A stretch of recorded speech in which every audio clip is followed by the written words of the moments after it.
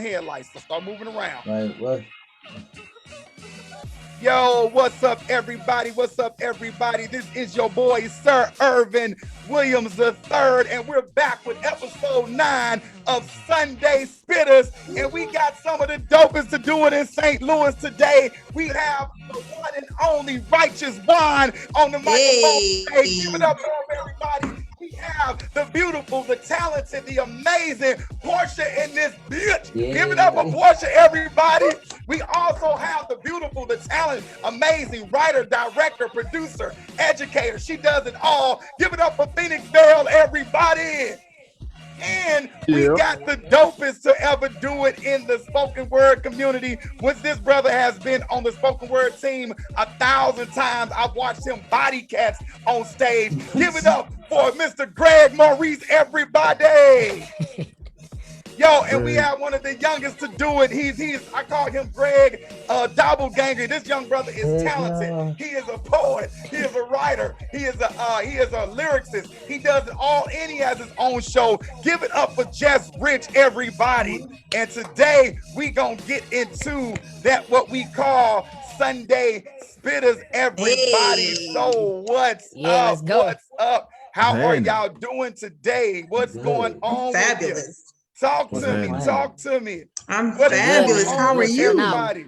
I'm blessed and highly favored. I am glad you all are going to be able to be with me today. It is an honor to actually be on here with you guys because I know how amazing you are. I know how much you work in the community. So I want to say thank you before we even get started because sometimes we forget to thank people. You hear me? So with that, Right back. Yes, definitely. Thank you for the opportunity. Yes, thank you. I appreciate that. So I appreciate it. So listen, we're going to get into it today. We want to shout out Real STL News. We want to shout them out for allowing us to have this space and do this amazing show. So shout out Real STL News. And we always put a special shout out to Cameron because Cameron is the person who came to me and was like, yo, I want to do something with poets. And we supposed to just been doing this, y'all, for Poets for Black History Month, but he was like, yo, expand this as long as you want to expand it, brother. So here we are. You hear me? That's what's up. Right. That's what's up, man. So let's go and get into this conversation. Let me shout out some people that's joining us in the room right now before we get started because we like to shout out our people. Shout out to Brandon Long watching. Shout out to G. My Liz Fitzpatrick watching. Shout out to T. Denise that's watching. Shout out to everybody that's watching right now. I'm sure other people gonna tune in.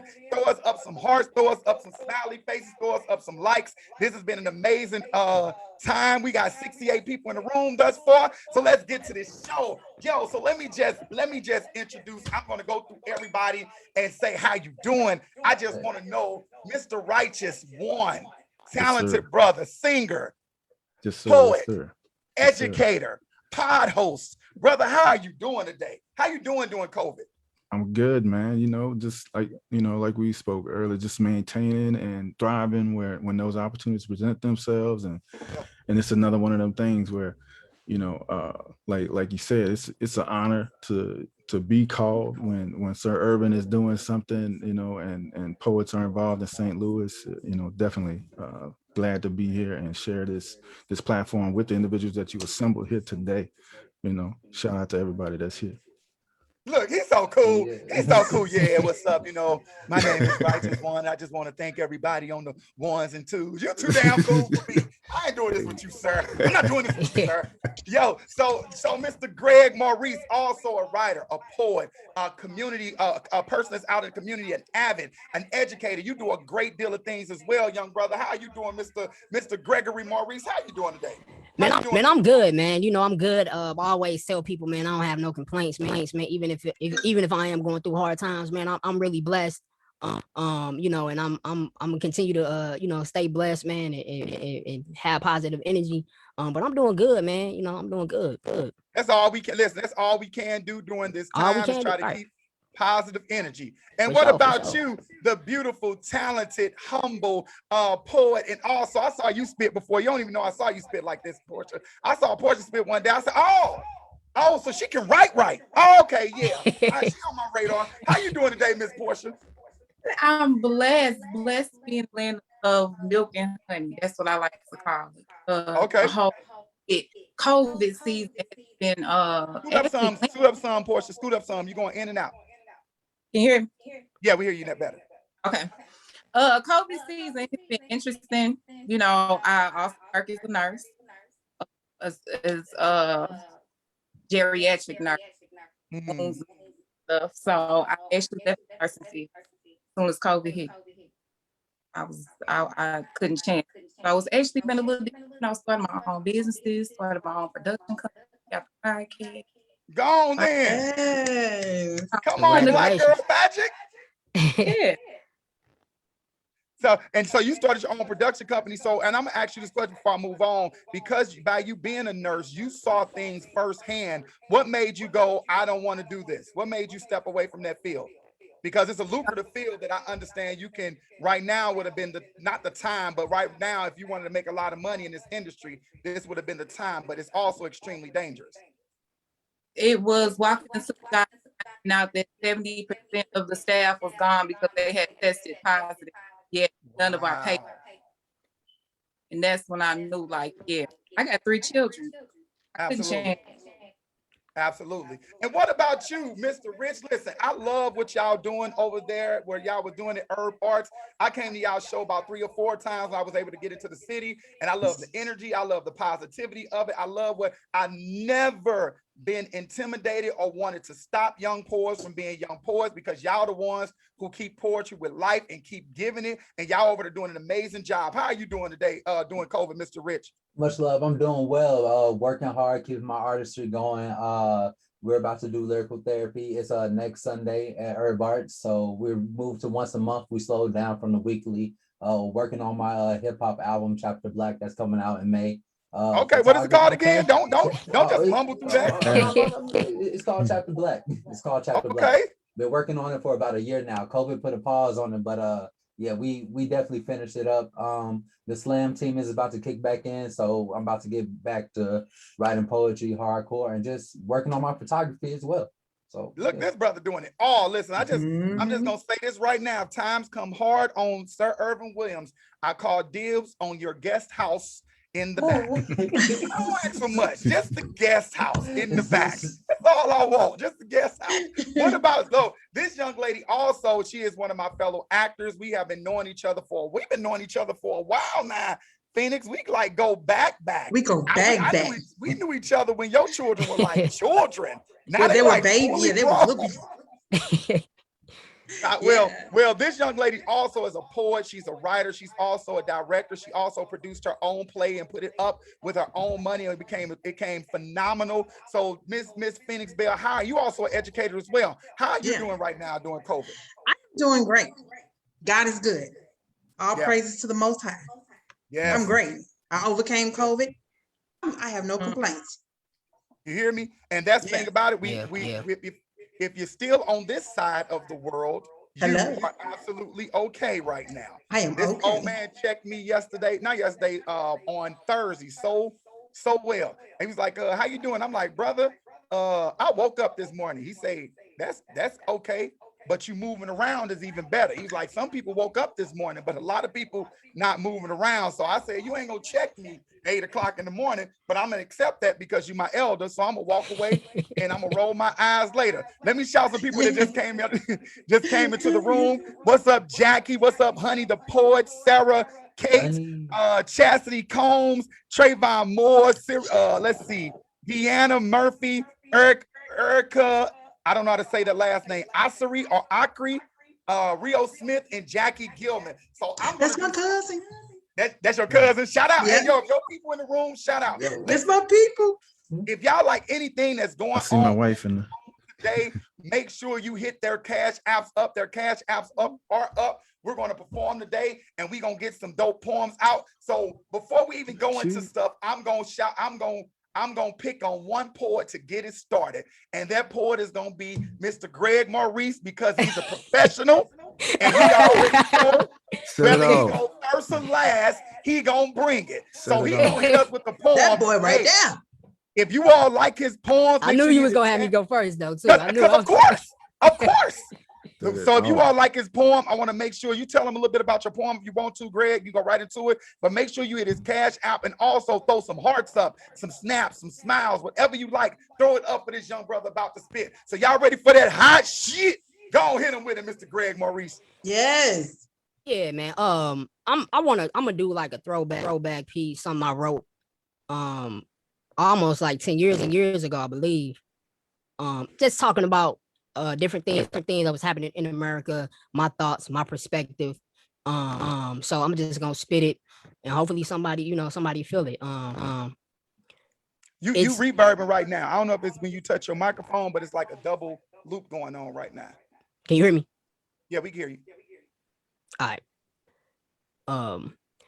This also had influence by Amiri Baraka as well. Okay. When I was reading one of his chat books. Am I still reverbing? I'm good. Yes, you good. You're good now. Who's they that defeated like a knife to a gunfight? Historically known as refugees turned pilgrims to land grabbing entrepreneurs turned Euro-American citizens, supply more to the richer, give less to the poorest. Mr. Richard doesn't have a hard time putting his foot on the neck of many messiahs. Garvey dead while they pushed the Nubian Moses up the river into poverty. Hey yo, somebody got to be at the bottom. Just read Natives and Negroes for Dummies. Learn how the Who's do what they do in this muddy mockery Mississippi blues. Who not democratic? Who jumped the ship to protect the profit, invade countries to get them to be democratic, protect your freedom? What's up, Uncle Sam? Who lack funds for veterans? What's going on, Uncle Sam? U.S. tax appear on natural resources. African soils get deeper. The biggest crater on planet Earth, right next door. It's those other people. Who's the hatred? Who shows hatred towards this nation? It's the Muslim nation. They say they be the terrorists from 9/11 to Boston. Who they claim 85% of the world's territory, control 90% of the waterways, call Somalians pirates while they fishing their own damn sea to protect the big shit from putting big shit in their seas. Like who's they that we say who's they? Who's they that we say who's they? Who's put fur in the color of black folks? The real terrorist refinement of Nathan Bedford Forrest or Kevin McDonald? Common folks blind and can't see who the real conflict of interest really is. Shake hands with the enemy before they shank them. Real gangsters of America. Fuck Frank Lucas. Cabone versus Bush. Whose idea was it for Bush to be a president? The same one that elected Trump. The same one that placed a pedophile in the White House to be the first president of all. Both will go down as the American president. Who knows? Who know President Obama? And we all know President Obama will go down as the first black president while J. Edgar Hoover rose in his grave yelling, damn that hybrid. Look, who has African ancestry? But rather be gay than black. 1% African leaves you 99% Negroid, while we, the people, bail out 1% elite corporate, leaving 99% wanting more of the stuff pockets of American greed. Look, who's at the bottom of the pissy floor when it's all said and done? Black sheets of America. We stuff jail cells. Mamiya versus Reggie. Speaking of commerce, blame the bank on them interest rates. Wall Street has always been dirty, but has always come a long way from bidding bodies for profit.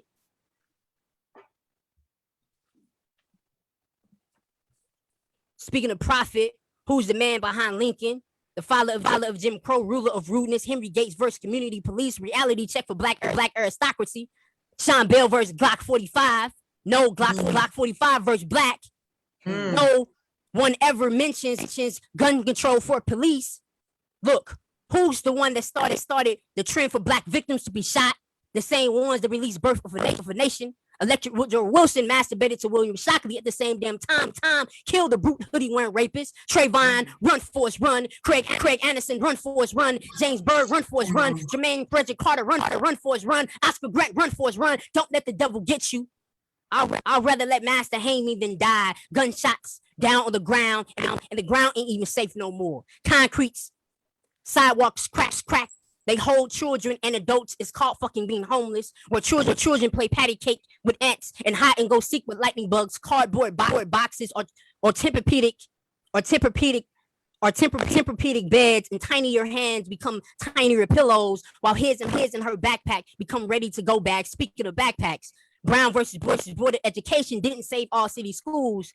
What the fuck is going on with city schools? What is going on with the teachers union from Oakland to New York? Our babies are left in ruins. Who's building enclosed camps called freedom of service due to innocence until proven guilty? With black, 3 strikes you're out. Third grade statistics or blueprints. Prisons mean pissed off prisoners behind parameters.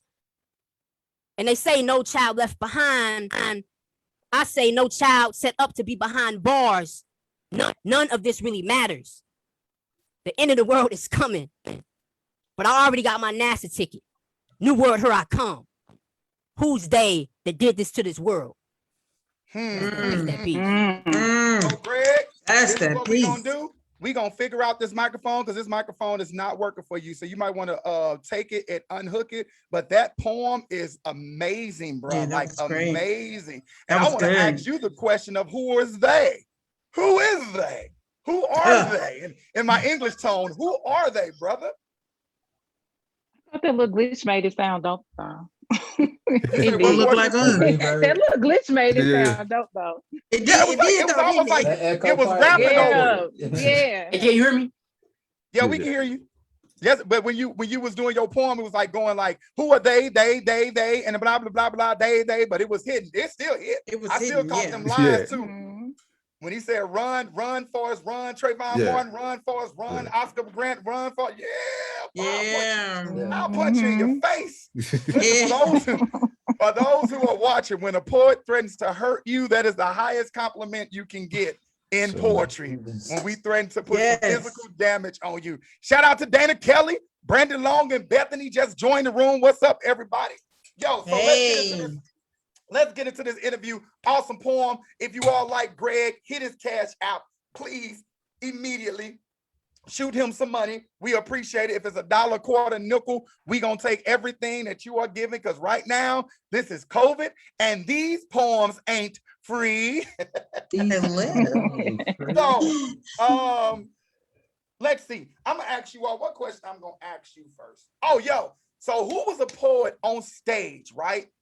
I ain't talking about somebody you read. I'm talking about somebody that you saw on stage as a performer, as a spoken word artist. Who was somebody on stage that made you go, you know what? I want to do that, or I can do that. Who was that? I'm gonna launch this first question to you, Just Rich. Who was one of the first poets you saw on stage that made you go, yo, I would love to do this?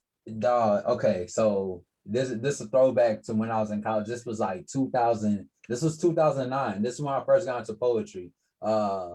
Ignite. You just dated all of us on this whatchamacallit right now. Y'all heard this boy. It was 2009. I'm thinking like 2009. I was in the club fighting. I was in the club throwing hands. But no. Teaching. It was a poetry slam at Lincoln University, and I entered it. But like the features they had, it was Ignite and it was explicit, and they just like, because I was coming up to rap and people were doing poems and stuff like, and I was like, whoa, how they just delivering like this like poetry right now, because I never really witnessed spoken word before. That was my first taste of spoken word, and it was good. I was like, I want to do this. So yeah, that's what happened there. That's dope that your influences. I'm not, you know what? Never mind. Love to hear that. What about you, Greg? Who will you see on stage that made you go, yo, I want to do that? Man, when I was really looking into poetry, man, I was online, man. You know, YouTube, Jay Ivory. I don't know if you know about Jay Ivory. Yeah. But, yeah, Jay Ivory had me, man. I seen him and was like, man. Then I was he came to Kansas City and I drove to Kansas City, man, to go check him out, man, at the Blue Room. And it was dope. And see, Jay Ivory was one of those young poets too, that he came from the hip hop word. So his wordplay was ridiculous, or is ridiculous, because it's not like he's deceased, but still ridiculous. Right. What about you? What about you, Phoenix? Who was somebody you saw on stage made you go, yo, that's dope? So, you know, when I was younger, I saw Maya Angelou, and I was like, you know, but coming up to when I was writing and coming out to the open mics back at Legacy, in the other room when they had a stage, it was Taylor Poet for me. Yeah, yeah. When she did this piece called Going Back Down 55 South. Yeah. Shout out to Taylor Poet. We're going to get on this show one day. Bruh. And Taylor Port, one of them poor, she don't give a shit. She's gonna say what she say, when she said, how she said, whether you like it or not. Yes. What about you, Portia? Who was somebody? I'm sorry. I'm sorry, Phoenix. No, I was just going to say, just her talking about, the riots in California, and the same piece where she's talking about the birds in the sky. Just thinking about that give me chills. Like that whole piece was slamming, like it was crazy. That's dope. Yeah. That's dope. And I know she'll love to hear that. Somebody tag Taylor Port in the comments real quick and tell us people in here giving her flowers while she alive. What about you, Portia? Now, I'm not sure if a lot of people are familiar with this poet, but her name is Dominique Christina. Okay. Yeah, and I identified with her because she was a lot like me, kind of laid back, but cuss you out at the same time. And just a dope storyteller.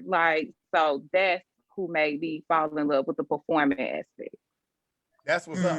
And what about you, Rychuss? Because Rychuss, I know you have a host of people, because this brother sing, dance, play the saxophone, the guitar, the chimes. It's nothing he don't do. He's like a modern day, not even a modern day. He's like Floyd Boykins Jr.'s brother, because he does everything. Hey, I'll take that.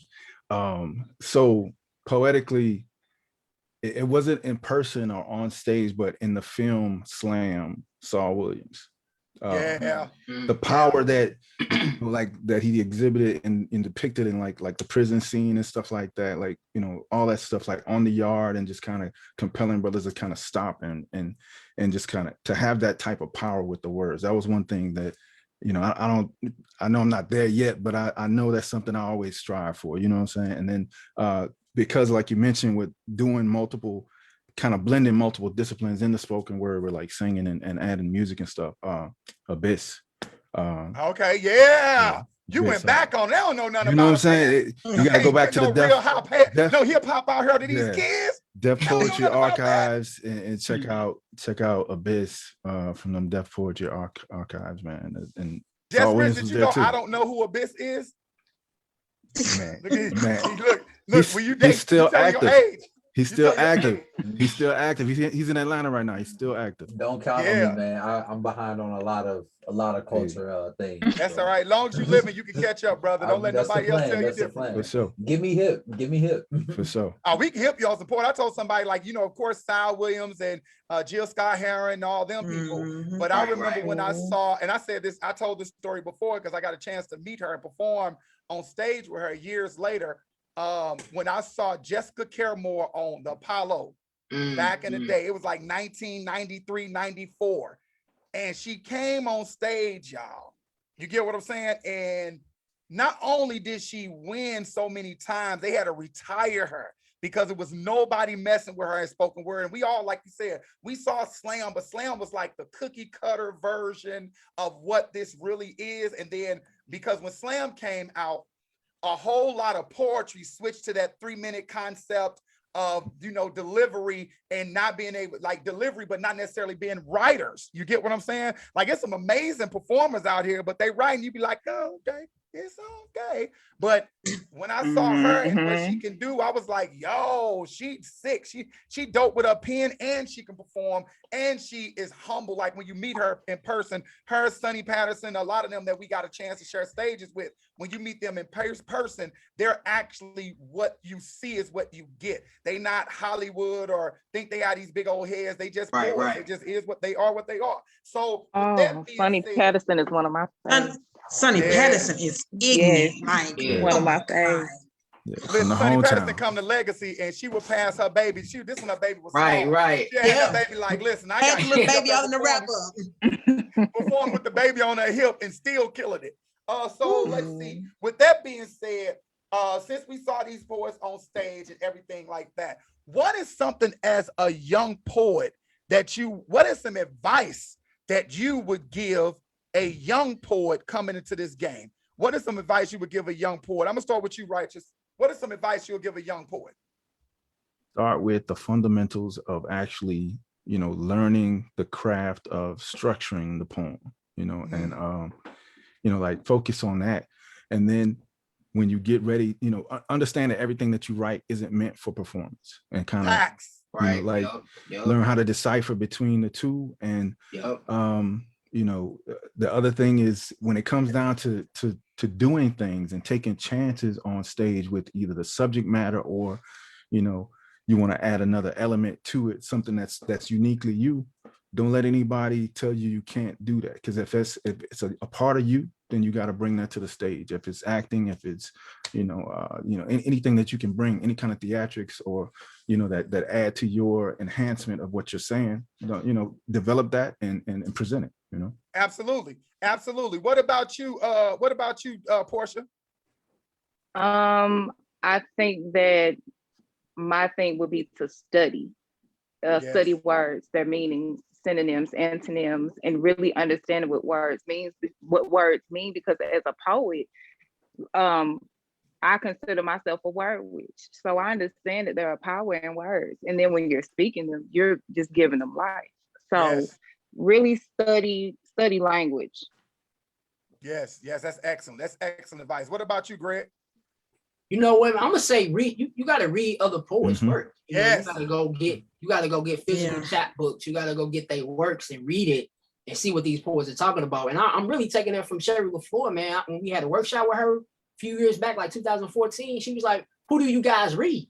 I'm like, "I'm on YouTube." I'm like, "I don't really read nobody's stuff." She was like, "Yo, y'all gotta read other poets and see what they write. And then when you read other poets, then you would start to develop a sense of like, okay, let me try to write this type of poem or that type of poem. And, going back to what Porschea was saying, that'll lead you into studying the craft of poetry, words and all that. So pick some chapbooks up, young poets, and even locally, grab your local poets' chapbooks, read their work, and see what they're saying. What about you, Just Rich?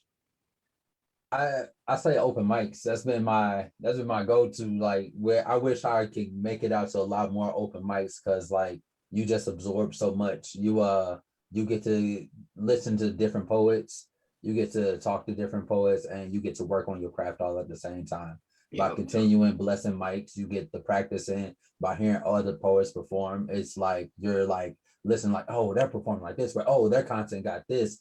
My content doesn't sound like that. And then you get to decipher right there. It's definitely a molding part from like when artists come into an open mic and just like it's their first time, compared to artists that's been to open mics plenty of times and worked on their stuff. So if you're like a performing poet, I say open mics is like the best thing for you to get out and do. You got to get, and also just not go to open mics, but go take those road trips and go out of town to different open mics, because the more, and I say this and I stand on it, the more I travel this world, the more I realize St. Louis is something special when it comes to this poetry scene. Yes, it is. Out. Don't get me wrong. Yes, it is. No poets out there. I've been to Nubian Cafe. I've been all over this country performing poetry, but it's something special about St. Louis, because every artist you see in St. Louis is authentically themselves. You understand what I'm saying? They're not going up there duplicating anybody else's work. We had some that was doing that. We did go there, but we ain't talking about them. We talking about St. Louis boys. What about you, Phoenix? What about you? In the midst of studying, in the midst of reading, in the midst of all of that, what everybody said, also I will add to find yourself, study your voice, learn you, and don't try to duplicate what the other person is doing. Find yourself, because while you're studying yourself at the same time, so that you can find your own voice and become just as great as some of the others. And and here's the thing about it, like, that was going to be my advice. I tell every young poet, besides read things that may not be in your genre as well. Like, you don't have to go for the Nikki Giovanni's and all this. You can go for the old school Shelleys and the Keats and all of those romanticism and all those poems. Because I am a certified English teacher, I know different genres of writing, and I also know it expands your mind, the different types of writing that you read. And some writers are amazing writers, but they don't necessarily have to be performers because they Dr. Maya Angelou, or they don't have to be performers because they Nikki Giovanni. They don't have to be performers because they Angela Davis. They don't have to perform a day in their life, but they will outright everybody in the room. So study your craft and don't be afraid to be you on stage. Don't if you be cannot be vulnerable, this may not be the craft you're going to. And I'm sending Yes. this to Jack Tripper. I write, but I don't know where or how to let it out. Listen, Jack Tripper, you like Rychuss said, everybody don't have to be a performer. Sometimes you write just saving your life, but there are many open mics out there that you can go to. We have a few in here. We make sure that we get you out there, but the first step is to get on stage. Can I piggyback off of what Phoenix said? Yeah. Just real quick, make a statement. Because I know that some people think with saying like finding yourself or like knowing who you are and then imitating people, they believe that imitation is a form of flattery when honestly it is not. It's very disrespectful, not to the person that you're attempting to imitate, but to yourself. Because there's something special about you that's set apart from the rest, and you have to tap into that as well. Come on, shoot some hearts up for Porschea dropping these gems. That's facts. That's facts. Like God sent you here as an individual. He didn't send you here to duplicate nobody. Do your and we all just getting off the subject real quick. I know I have been a product of poetry theft because my friends are ignorant enough to call me and say, "Hey, yo, somebody's out here performing your poem," which I don't mind. Just give me credit for my writing. If I get up here and do a Nikki Giovanni poem, I'm going to say this is start date 1989, written by Nikki Giovanni. I'm not going to try to pass Nikki Giovanni work off as my own. And when you are a person who's an English educator, certified, I just sit there and go, I know you didn't just steal County Cullen Line or his poem and trying to pretend it's yours. I'm gonna pull you to the side. I don't front people out. I'm gonna pull you to the side, and people that know me, y'all know me. I'm gonna pull you to the side and be like, yo, that's disrespectful. You don't be doing that. You get what I'm saying? Because somebody's gonna front you out and yell out one day that you stealing somebody else's work. You get what I'm saying? And it's okay too to write a derivative of somebody else's poem. You just make sure you credit them. So if your poem is called if your poem is called Yelling and their poem is called Silence, they can say my poem is called Silence, inspired by Rychuss poem Yelling. That make any sense? So let's get the next person up to the stage to spit that hot shit. Are you ready to spit, Miss Porschea? We're gonna bring Porschea to the stage. Tell us what poem you do it, why you did it, and go on and spit that hot shit on it. Oh, this is an old poem. One of the very first poems I spit, 2017, when I first came on the scene. I was going through a bad breakup. And ain't that how it always start? I was going through a bad breakup, and the poem over the last 4 years actually has developed into like kind of like my little aha moment. Like, you was doing all that crying, acting like old punk. It doesn't have a title though. Okay. I lay in the bed staring at the ceiling, allowing my tears to fill my ears to muffle the sound of his drunken slumber, which allowed me to hear myself think clearly, mentally escaping the four corners of our bed here, yet so far away, searching for a moment of silence, release, and clarity. And then that's when my heart turned off and my consciousness took over. Questioning the motives of this man as he lay next to me, I filtered through dates and time, silently interrogating his integrity, and fantasies of what should be flashed across our ceiling like a movie. And then that's when I realized that I'm never going to be his wife, and I'm not the rib missing from his left side, and I've asked nothing of him but the naked truth. But instead, in return, he offers me nothing but forbidden fruit, and I refuse to taste it. I can't allow myself to slip into knowing everything because I know it's not psychologically healthy to add insult to my own injury. See, bottom line is, there are me, him, and several others that share these love-stained covers, and he doesn't know that I know because I act oblivious to his infidelities. Because what's understood doesn't need to be explained, so I gladly accept the blame for the error of the ways that he displays towards me. See, I only let my wall down because I wanted to show that I could be everything he needs, which led him to assume that it was all right to come into my life like a thief in the night and tiptoe through my temple and rob me of my inner peace, knowing that he was incapable of loving me just because I was scared of being lonely, and it's almost sickening. I lay here so comfortably, giving him permission to hold my unclothed body, pretending to be incompetent towards the fact that he doesn't deserve me, never authorizing my soul to get rest, just sleep. And I know this sounds crazy, but I just don't want to end up being labeled as that angry Black girl or that damaged Black woman that is carrying baggage, harboring all of the animosity from all of the wrong that the last men have done to me. See, should my king ever find me, I want him to see his queen and not a bag lady. And late at night when he lay deep in his sleep, I remove my rose-colored glasses, and then I begin to interrogate the woman inside of me, because it's simple. If 1 + 1 = 2, and it's just supposed to be him and you, how are you so comfortable where you lay your head, knowing that he allows these women to invade your sacred space, my love? Have you forgotten your self-worth? Late at night, my inner queen reminds me that a queen with no king is still a queen. Still a queen. And before I should ever let another man get this close to me, I make sure that he understands that this love thing with Porschea runs deep. And please, never kill me with kindness, but murder me with honesty. That's it. That's all. Yes. Yeah. Ervin, I can't stand you. Yes. First of all, look, girl. Man. Woo. He said, never kill me with kindness, murder me with honesty. Man. First of all, that's a shirt. You need to make that shirt, or I will. And I will buy it. Don't do that. And look, I will make the shirt and quote you in this motherfucker. And sell them with your name at the bottom. Just give me my credit. That's all. Like you said, Listen, just give me my credit. That is an amazing poem. Let me tell you something that I like about that poem specifically. You said a line in there, because I'm that poet. Listen, Greg has worked with me before in this capacity. Some of you all, and Phoenix has too. Some of you all may have not. I will listen to your poem. You tell me to listen, I'm going to listen. I'm going to point out lines. I'm going to go, that makes no sense to me. But when you just said that to accept that I would never be his left rib, what would you tell women that's going through that situation right now? Somebody on this live right now going through that situation. I would tell them to only deal with the things that they can handle. See, I think a lot of the times we have this idea that we have to be everything to everybody, and then we end up being nothing to ourselves. So you have to first love and know yourself and know your boundaries and what you can handle. And when the pressure is on and you feel like you can't handle it, sometimes words are too heavy for you to even speak.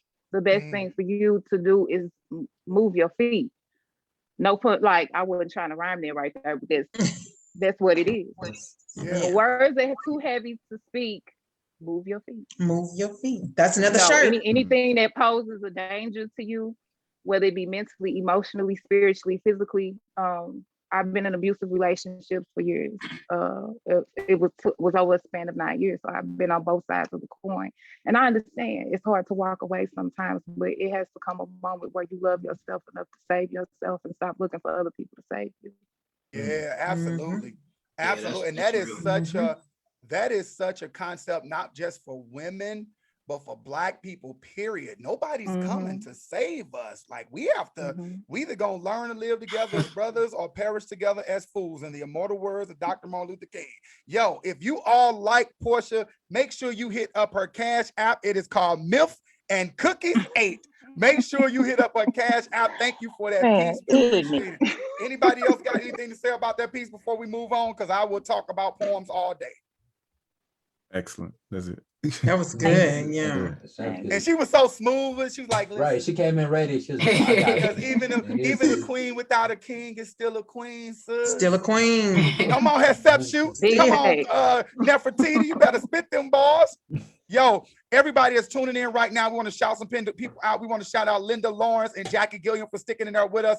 Leandria Bonds, Jamila, Missy, Christopher Kaiser in the building. Everybody, thank you so much. Listen, if you all want to see the rewatch of this show and all the other episodes, I just put the link in there on the personal YouTube page. Make sure you click that YouTube page and you subscribe to what's going on right now. We're trying to make this go worldwide and get these pages so we can monetize, so I don't have to wake up and go to nobody 9 to 5 anymore. You hear me?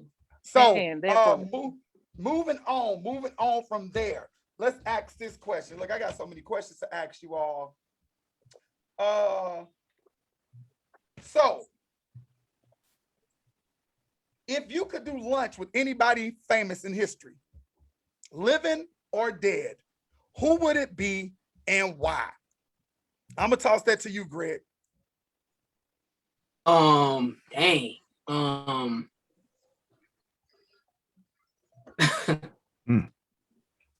That's a tough one, man. That's a good one, ain't it?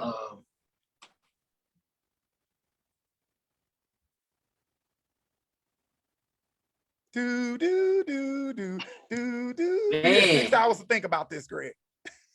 I'm gonna say, I'm gonna say Kanye, man. I'm gonna say Kanye.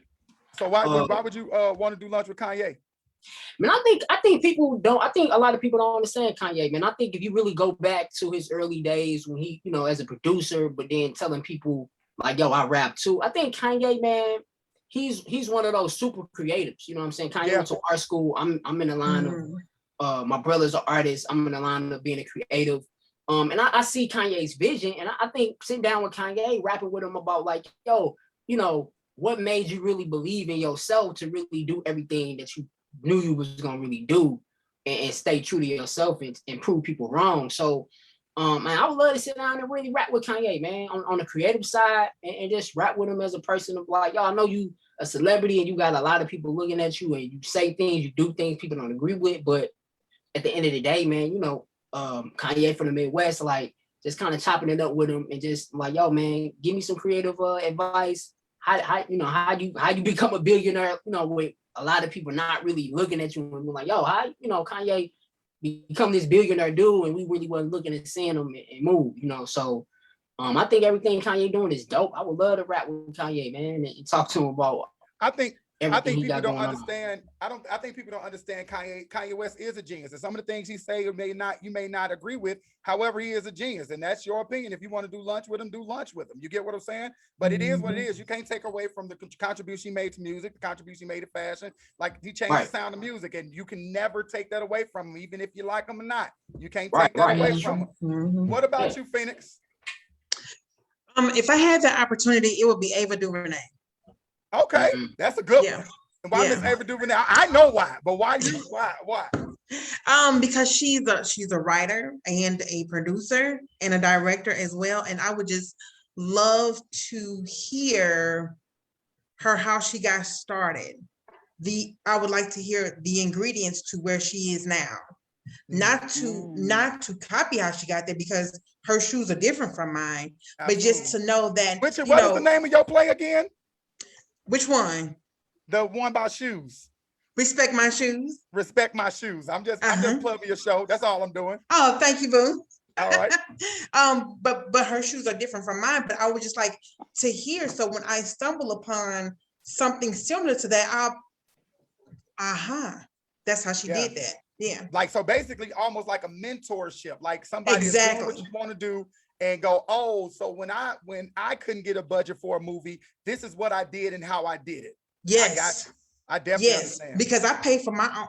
As you said, I pay for all of my productions out of my own pocket. Yes. And people will never understand that acting level at that theater. There's a whole nother level that some of my poetry friends would never understand. Never understand. That's a whole different beast. That's a whole. I'm going to do a specialty with actors and producers on this too, and we're gonna talk about that. What about you, Jess Rich? Who would you like to eat with or whatever?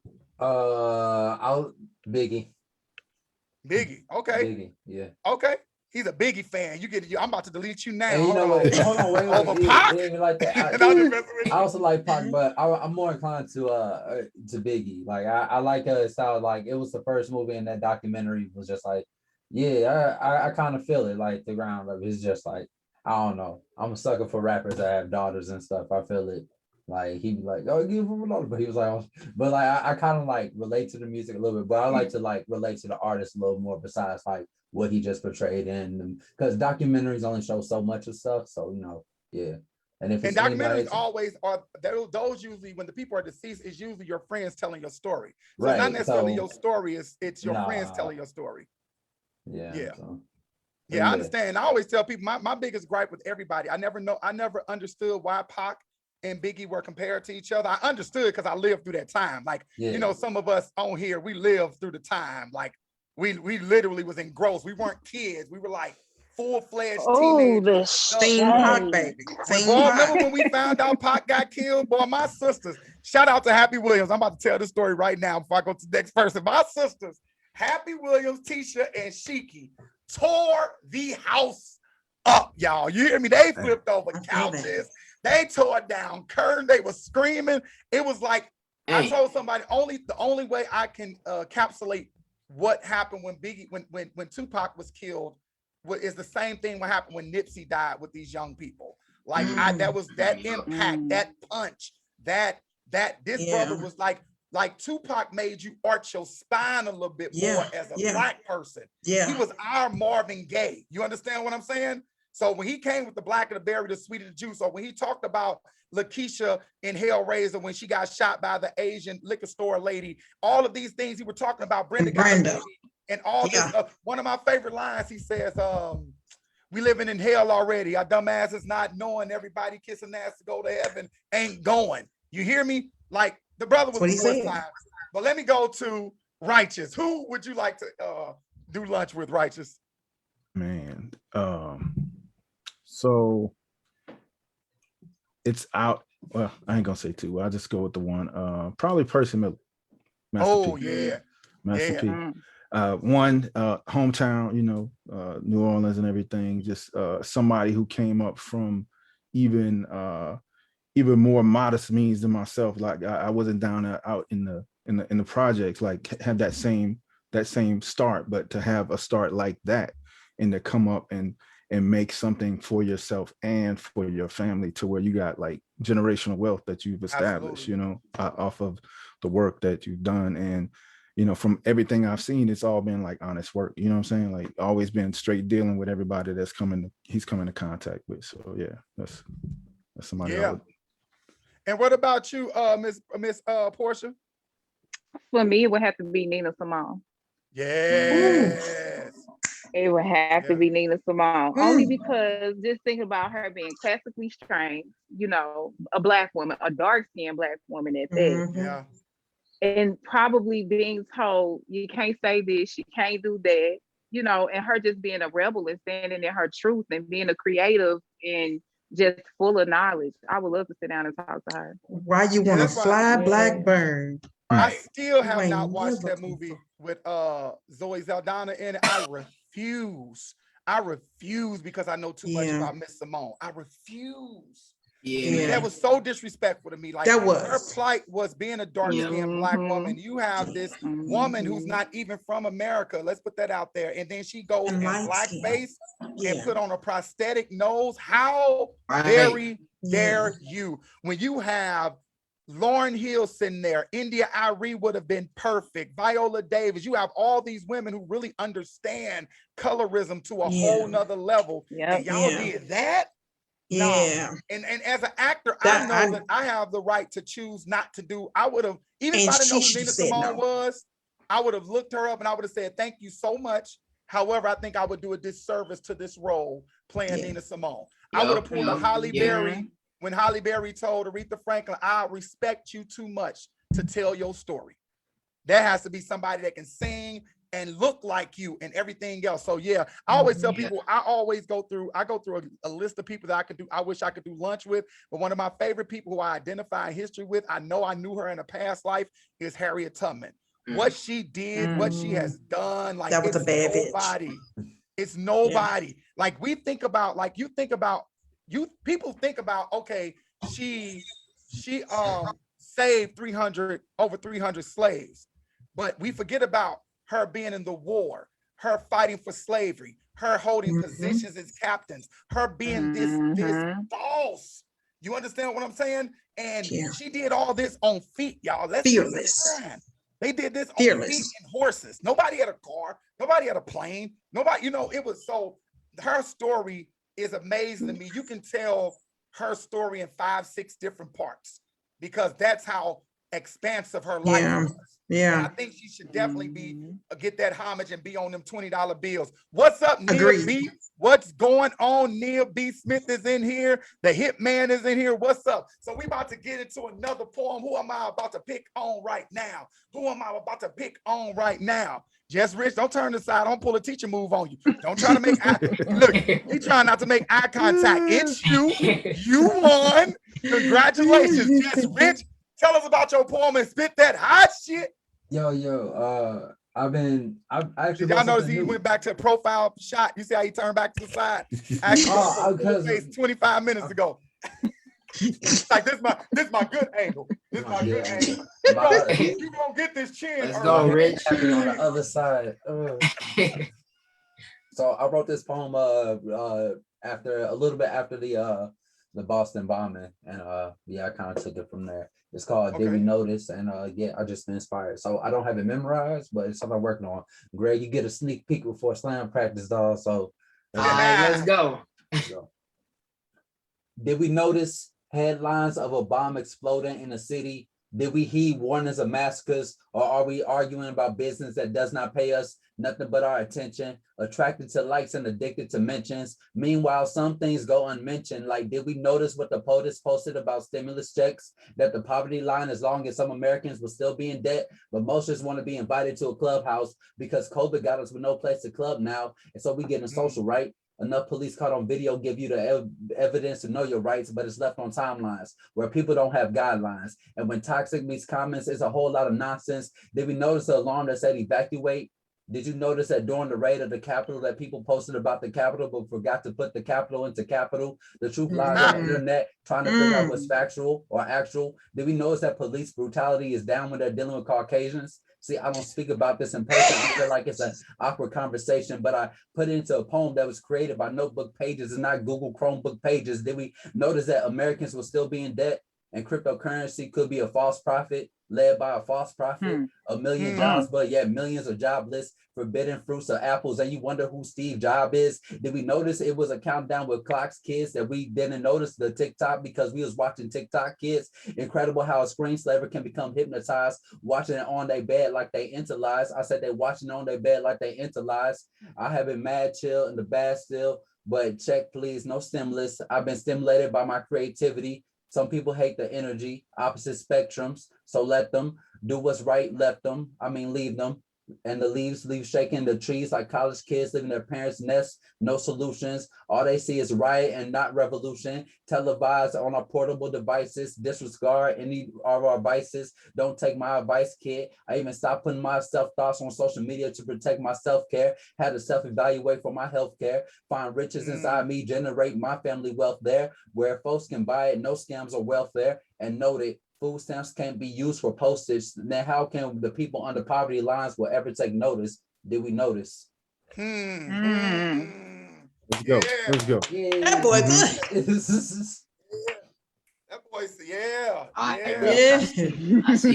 He said that's a new piece. He said I got to work on it. I can't memorize, but I'm gonna hit y'all with this one switcheroo on that. Right. I like that, bro. I like that a lot. You said a line. 2 piece and a biscuit. He said, no, he said, even when they cut you a stimulus, how you still gonna be in poverty? You said something right there. Yeah. I caught it. I was like, oh, I gotta remember that so I can tell him. And then you said, oh shoot, you said a lot in that damn. He said a lot. It was a lot. Yeah, it was a lot. It was a whole thing for me. It was a whole, I'm trying, lines be jumping out to me when I hear them. I go, that's a prolific line. When somebody says, he said, shit. I'm gonna come back to it. This is that old age catching up. I'm gonna say Ervin sitting there sounding like the uncle. You hear me? I'm showing because you hate when you hear good words. I'm like, what did he just say? I'm gonna get it. Thank you so much for that, Just Rich. Yo, if you like Just Rich poem, make sure you hit that Cash App. Everybody hit these Cash Apps. We will shout you out at the end of the show. Thanking you for hitting our Cash App. We don't care if it's $1, 50 cents, a penny, a quarter, a nickel. Anything you can give right now, it will help. So let's do that. Thank you. So, let's get back into the interview section about this. So what is something you learned about yourself? Now, I'm not even gonna say yourself. What is something you've learned about other people during COVID? What is something you learned about other people during COVID? I'm gonna toss it to, who hasn't gone first yet? I'm gonna toss it to you, Phoenix. What I have learned about people during COVID is people are selfish. People are selfish. People don't, this whole anti-mask thing or anti-my rights thing, like, this is family friendly. And ain't family friendly, say what you have to say. Are you fucking kidding me? Like, how does a mask take away your rights? Like, make it make sense, because I think people are just absolutely selfish. You're not wearing the mask to protect yourself. You're wearing the mask to protect yourself and other people. So you say that's what got you going, and it's a lot of people, and it's one of them situations to where we have to understand the narrative of why some people think that way as well. And I think we have to get to the point to where we're having conversations that's matching your spirituality and science, and how two things can be true at the same time. What about you, Jess Rich? What about you, Jess Rich? What did you learn during this time? That people were just now getting used to washing their hands. That people did not wash their hands pre-COVID. I noticed a lot of things, like people like, yeah, we got like, so like I noticed people's like cleanliness and the hygiene went up after COVID happened. And I'm happy for it. I'm not pointing it like, but I'm just, yeah, I just like, what was you doing before this, bro? Like, what was you right? Like, you know, right. Like, you weren't lathering before, like what? Just people are extra careful, like, oh, it's germs there. It's been germs there. Like what do you do when you come out the bathroom? You don't wash your hands? Like what I'm happy. Doing? Like, people are more aware of germs. Like that. That's it. It's all like, I'm like, that's cool. But that's what I peep. Like, people are more self-aware. What about you, Grant? I noticed, man, you know, as a people, people wasn't really as far as the whole like working from home and being in a house. It's like people was like, yo, I ain't really feeling the whole being stuck in the home and stuck in the house, and now I gotta Zoom. And I just realized that people just wasn't used to like, yo, what do you do when you can't go anywhere? You know what I'm saying? I just noticed people just, you know, not being able to just, you know, be homebody, being at home and working from home, figuring things out. It's like we have to be in society, and that's cool. But like, if some real shit pop off, COVID is some real stuff, you know, people just wasn't really ready for the impact of just having to bunker in the home until we can be able to go outside. Yeah, absolutely. What about you, Porschea? That mental health is a bigger problem amongst the African American community than which we speak about, especially among healthcare workers, specifically Black female nurses. That's the one thing I did learn.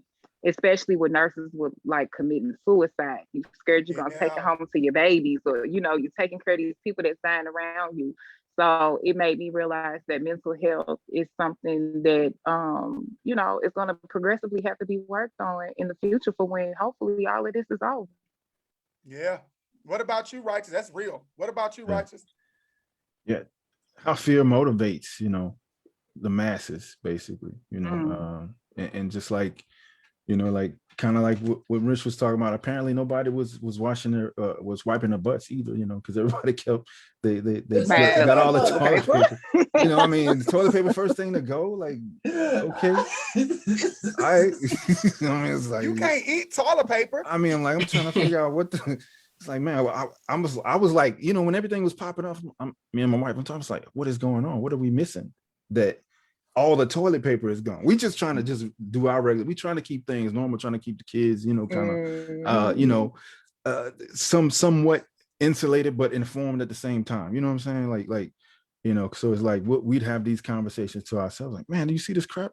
All the toilet paper. Look, what are we gonna do? We gotta order stuff, you know, order stuff from China or whatever, you know. But yeah, you know, fear motivates people to do that, and just in droves, and just take one little nugget of information and act on it as a group. And yeah, it's kind of scary, you know. Absolutely. And what's crazy about it, shout out to Jacory and Linda. Y'all have Linda Lawrence in here rolling for coming into the room. But it's one thing that I've That's learned. My mama right there. Oh, shout out Mama. What's going on? Linda Lawrence. Mama Rychuss. Mama Rychuss, how you doing, Mama Rychuss? Welcome to the room. Oh, your mama in the room now. I'm sorry, Miss Rychuss. I'm just gonna say this. You came to my job of an employment, so I apologize humbly for whatever fall out my mouth. I did not know this. Why you gonna bring your mama and she gonna meet us like this? She been at the spots, man. She good. She been at plenty shows back in the day. Okay, well, I will humbly apologize. I'm more of a gentleman than I am on this show. But one thing I've learned about COVID, one thing COVID has taught me about other people is that a great deal of people are not at peace with their past. And what that means is You know, it was a lot of people who had, and I didn't want to tell people I was doing during COVID, because even if it was a financial strain or anything like that, I was at peace with the decisions I've made, the things I came up to, because I can honestly say I have never tried to intentionally hurt anybody on purpose. So what a lot of people found out is that they don't like their spouse. They don't love their husband or that man or that woman that they chose. They can't get along with them. They don't like them ugly ass kids because they disrespectful and they want everything and they unappreciative. It's a lot of things. Why they that gotta be ugly? Because you know that's how you feel when they make you mad. You know what I'm saying? But it's one of them things where people just found out, like, I am not in the space that I want to be, and this is taking a toll. A lot of people lost their jobs and their self-worth was attached to their job. And I'm very thankful I'm not one of those people. Like, I can lose my job today or tomorrow. I'm going to be fine. You know why? Because I was born poor. I was raised poor. If poor people can't do anything else, we can survive. The government has been told you come from Zella. The government has been told us they don't give a damn about poor people. And this COVID taught me that, oh, now the world see they don't care about poor people. Yo, shout out to 4 Feet too. I gotta shout out 4 Feet because 4 Feet sent me this dope shirt and I'm rocking it today. It says Black Power Matters. We gotta shout her out. She sent that to me. I need one of those. I have the button and I have the face mask. So let me shout her out before I forget to shout Impede them out. They doing a festival and everything coming up. You can get one of these masks too. Go to one of these shirts too. Go to impedem.com. So Irv. Yes. Something you were saying that, you know, that you were a strong person, you know, and I was saying that I saw your show Zella, who's one of your family members. And I'm like, she's a survivor. So you come from her. You certainly strong enough to survive anything. Yeah, listen, I did this. I have this show that's about to come out, guys, called Speaking with the Elders. And I'm talking to the elders in my family. I interview them. And I'm gonna say this as fast as I can because I don't want to make this a me show. But I found out, if you would have asked me the day before I started filming, I came up to St. Louis, me and God hashed it out in the car. Well, I hashed it out with God, you know, because I'm mad at him, because I'm mad at myself. You know how that go. We all been there. And he gave me this idea to interview the elders in my family. Now, if you would have asked me 2, 3, 4 days before I went to St. Louis who I was, I would have told you with all of my arrogance, who I am, what I do, how I do it. But once I interviewed the elders, I found out, not only did I find out who I am, I found out how much more I am. Like, I was thinking too small about who I am because I realized I am a filtered version of every elder experience in my family. Every experience that happened before me helps define who I am and my views and my perspective. But most importantly, I found out who I was not. It gave me the freedom to let things go. You understand what I'm saying? Like, let go of that thought of who you think you are and just become. Just be. Let it go. You understand what I'm saying? So let's get to these poems. Let's get to these poems. I'm gonna have Phoenix up next to the vet. She about to spit that hot shit. Everybody turn your radio down now because you think I'm loud. Tell us what your poem about, Phoenix. Let us know what it is, what you wrote it for, and everything else. Okay, my poem does not have a title.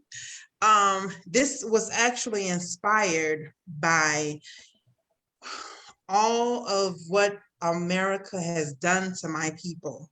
Okay. Leading up to this, after what happened with Armory, what's his last name? The guy who was jogging.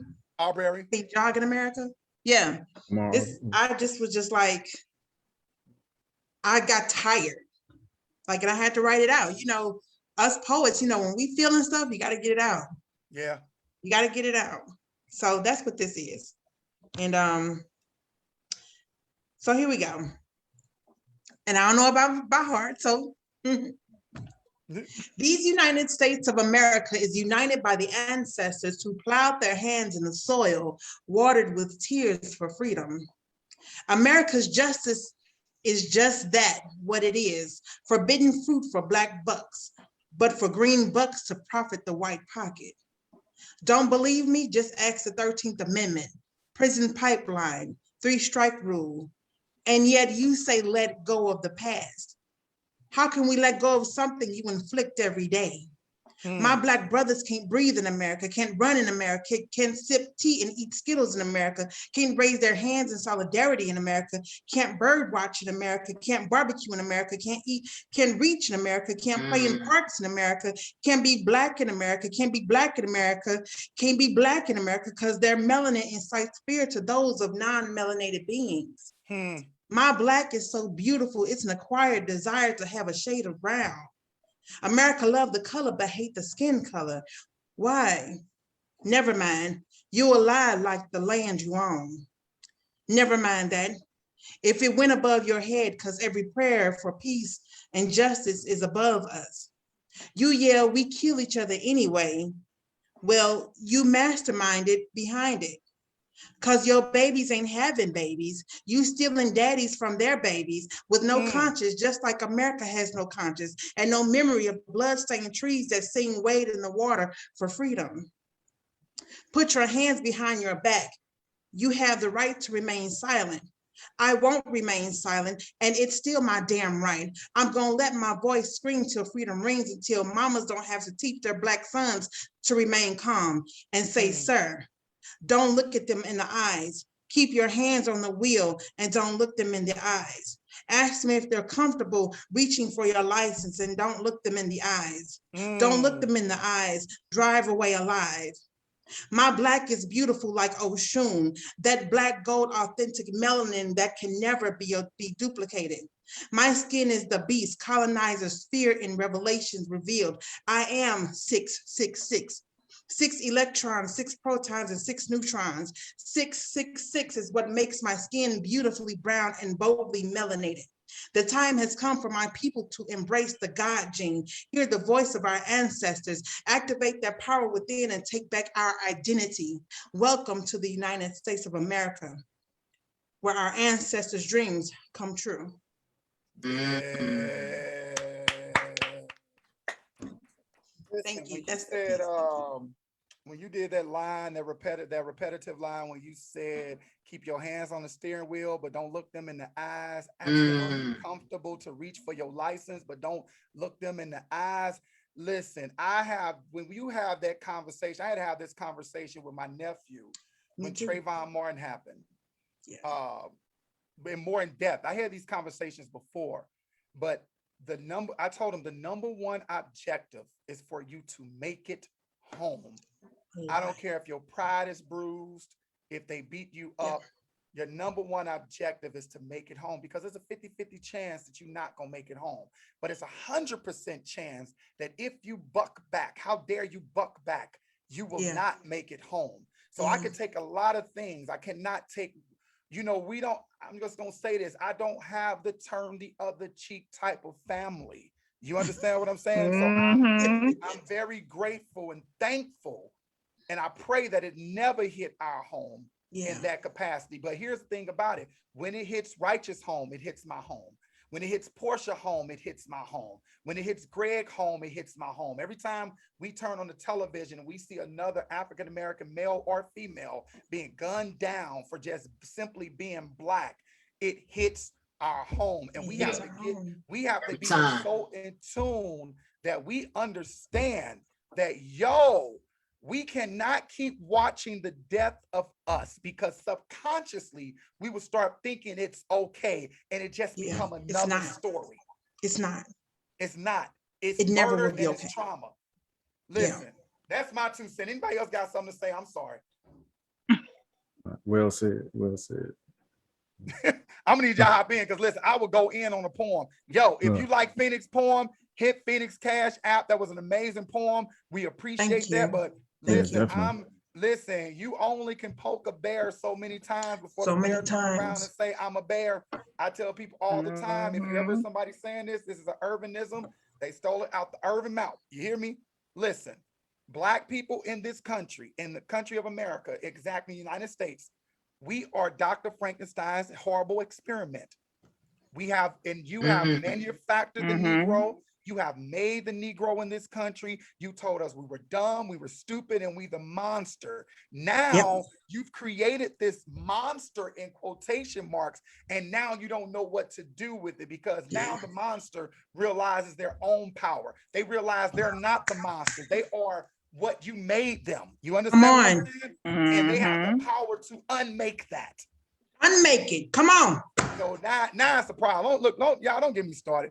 Listen, once again, these are the views of Sir Ervin Williams. These views of Sir Ervin Williams has nothing to do with Real STL News. It is just a platform. So please do not try to throw daggers at Real STL News, because these are the opinions of Sir Ervin Williams, and he will stand on said opinions. Moving to the next question. I'm gonna add something to that really quickly. Portia, add to it, For what you just said about basically uncreating the monster, you know, it is easier to break the mirror than it is to fix the reflection. And that's why things are the way that they are. Absolutely. You know? Absolutely. Here's the thing about it. Why my boy has this comment. His name is DeMarco Davison. I'm going to quote you, DeMarco. DeMarco Davison has a comment.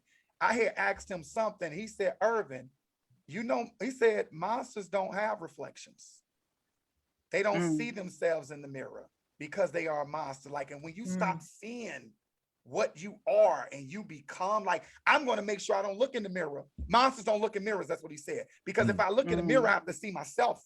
And I don't want to do that. So I'm going to keep my neck I'm going to keep my foot on the neck of Black and brown people in this country. But like I tell everybody, before we have a conversation of diversity about other ethnicities and other groups, there's a conversation Black and white people need to have in this country first. And it's the first conversation Black people need to have is with Black people. The second conversation we need to have is with white people. First. That's the first conversation, because everybody's civil rights and civil liberties comes off the backs of Black people.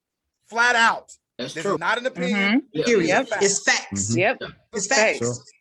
So with that being said, since we on this subject, you moved us right into the subject. Do you think the killers of George Floyd are going to come back guilty in this trial? I'm gonna start with you, Rychuss. Why or why not? You know, not to the extent of what it should be. I think that there might be something, you know, some sort of justice offered, you know, but not to the extent of, like, you know, the maximum penalty. You know, I think that the defense is doing a job to put enough doubt, and you know, the jury is gonna look at the stuff that they're saying. I think that there might. No, you good. You good. Okay. Yeah. So you know, I think that there's enough diversionary tactics being used by that defense to kind of like take people's minds and focus off of the true issue, what actually happened, the murder that actually happened. And you know, they're looking into the person who was, you know, George Floyd, who was the victim, as opposed to you know, the Mr. Chauvin, whatever his name is. Absolutely. Hold on one second first. Annalise Molina, I don't know who you are, but this is not that kind of place, and we don't invite your kind of spirit here. So the reason people are not answering you right now, because I'm hiding every ignorant comment that you're putting up on the post right now. So you can go have a lovely day, ma'am, and you are officially blocked. Thank you. Moving on. What were you saying, Rychuss? Yeah, I was just saying that. Yeah, I think they're doing a good job of diverting from the focus of what the actual subject is. You know, away from they're putting it on the victim as opposed to the perpetrator of the murder, or the perpetrators of the murder. You know. Yeah, absolutely. And what you think, Portia? I always have this little small glimmer of hope in me that, like, this one gonna be the first example. But I think he's probably gonna end up getting something. I don't think they're gonna get him on murder, though. I don't think that they're gonna just throw the book at him. I don't think he's gonna get off either, though. And it's only because the small portion of the court hearing that I did watch, I did notice that the judge kept like redirecting the defense to let them know this is why we're here, instead of trying to keep the focus on George Floyd. you know, she did keep redirecting them. So I don't know. I have hope that something major will be done, but I don't think that they're going to give them, you know, the max time or anything. What you think, Greg? I've been watching the trial every day. I don't think he's going to get convicted. I think the defense is doing a good job with possibly bringing up, you know, reasonable doubt. You know, trying to say that, you know, Floyd, you know, overdosed. You know, he took the drugs. You know, when the cops got there, or whatever. So, you know, they got the officer, like manslaughter, second degree. So we should just go ahead and already know that he's not going to do the time that she should get. All those other officers, you know, should also be at some fault as well. You know, he flat out killed Floyd right there. And, you know, all this video they got, but it's like, you know, you know, I'm not gonna be surprised if he don't, you know, if they, you know, if he gets off. And I think we should expect the same results as all these other times, you know. That's a real statement. That's a real statement. I mean, seriously. What about you, Just Rich? Then I'm gonna go to you, Rychuss. You can't see that. No. No. Because of America. Absolutely. No, yeah. It's like we know the history of this country. And you are like Porschea said, you know, you sit with this hope that something is going to change. But here's the thing that I do know before we move to you, Rychuss. What I do know is that the first should be last and the last shall be first. I do know that. And everybody has their day.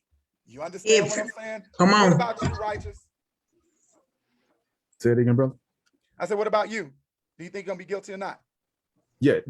I think he's getting off. Yeah. I think he's getting off. Why? Yeah, we opened with me. Remember? He already answered the question. Yeah, you came to me first. Oh shoot! Right? So who did I? Uncle Ervin. I think I'm old. I think I'm older than you. I think I'm older. You are, but I'm tired, man. I'm tired. I humbly apologize. What about you, Phoenix? I'm with everybody else. I honestly don't think that Floyd is going to get George is going to get the justice that he deserves. My son said if they get off, he said, "Mama, I'm apologizing now." Yeah. And here's the thing about it, like we have to get to the point to where we know the justice system that's stacked up against us, and we have to get to the point to where we have to be unapologetic for whatever happens, because people are tired. People are tired. You only can be oppressed for so long. It is so tiring being a Black person and just trying to live an everyday life. What we experience is unapologetic trauma every single day. Every single day. And what people are afraid of, in the mortal words of Nelson Mandela, what people are afraid of, that if we are to get the same power, that we would do to them what they've done to us. But we're not even those kind of spirits or angelic beings. You understand what I'm saying? But I'm not screaming for equality anymore. I'm taking it. I'm sorry. I don't want to be equal. I don't want to be equal to people that think it's okay to murder Black people. I'm sorry. I'm above that. I don't want to be equal. Sorry. Period. So, trying to hold it, something good.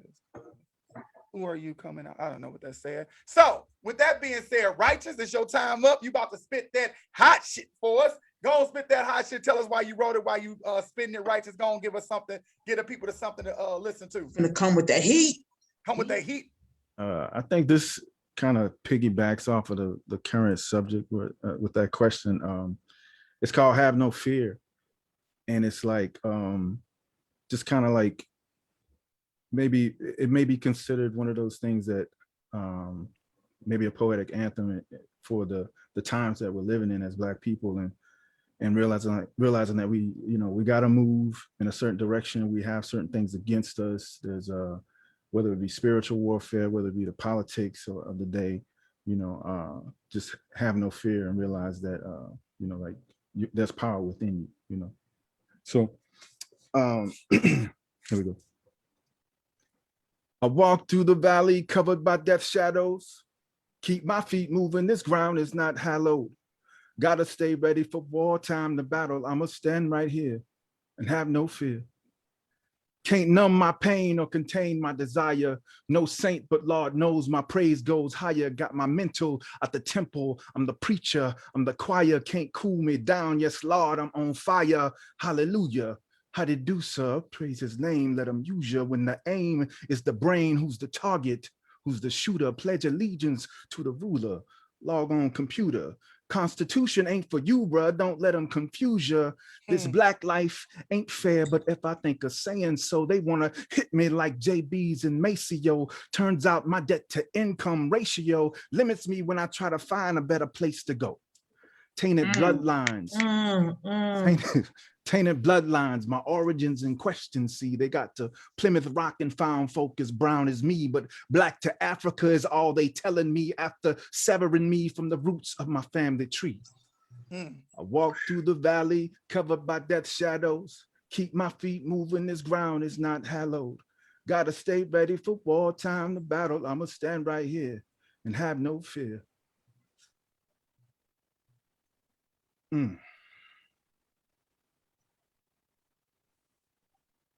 Economic oppression, mass extermination, they tainting the vaccines. Youth choked out so you can't hear the scream. Or youth stomped out before they even get the dream, and nannies choked out so you can't hear the scream. And that there hits too close to the home team. Get over it, what they tell me if I'm feeling the loss, but it's never forget if ever we speak of Holocaust. So if it's string them up and cut them down, strange fruit, haul them off, no more sipping, we throwing cocktails, Molotov, I could fully comply and I might still die today. Woman, man, or child, they don't care who they slay, down on your knees until you hear the anthem play. No cap, no J, just it's either kumbaya or boomaye. That's it. Yeah.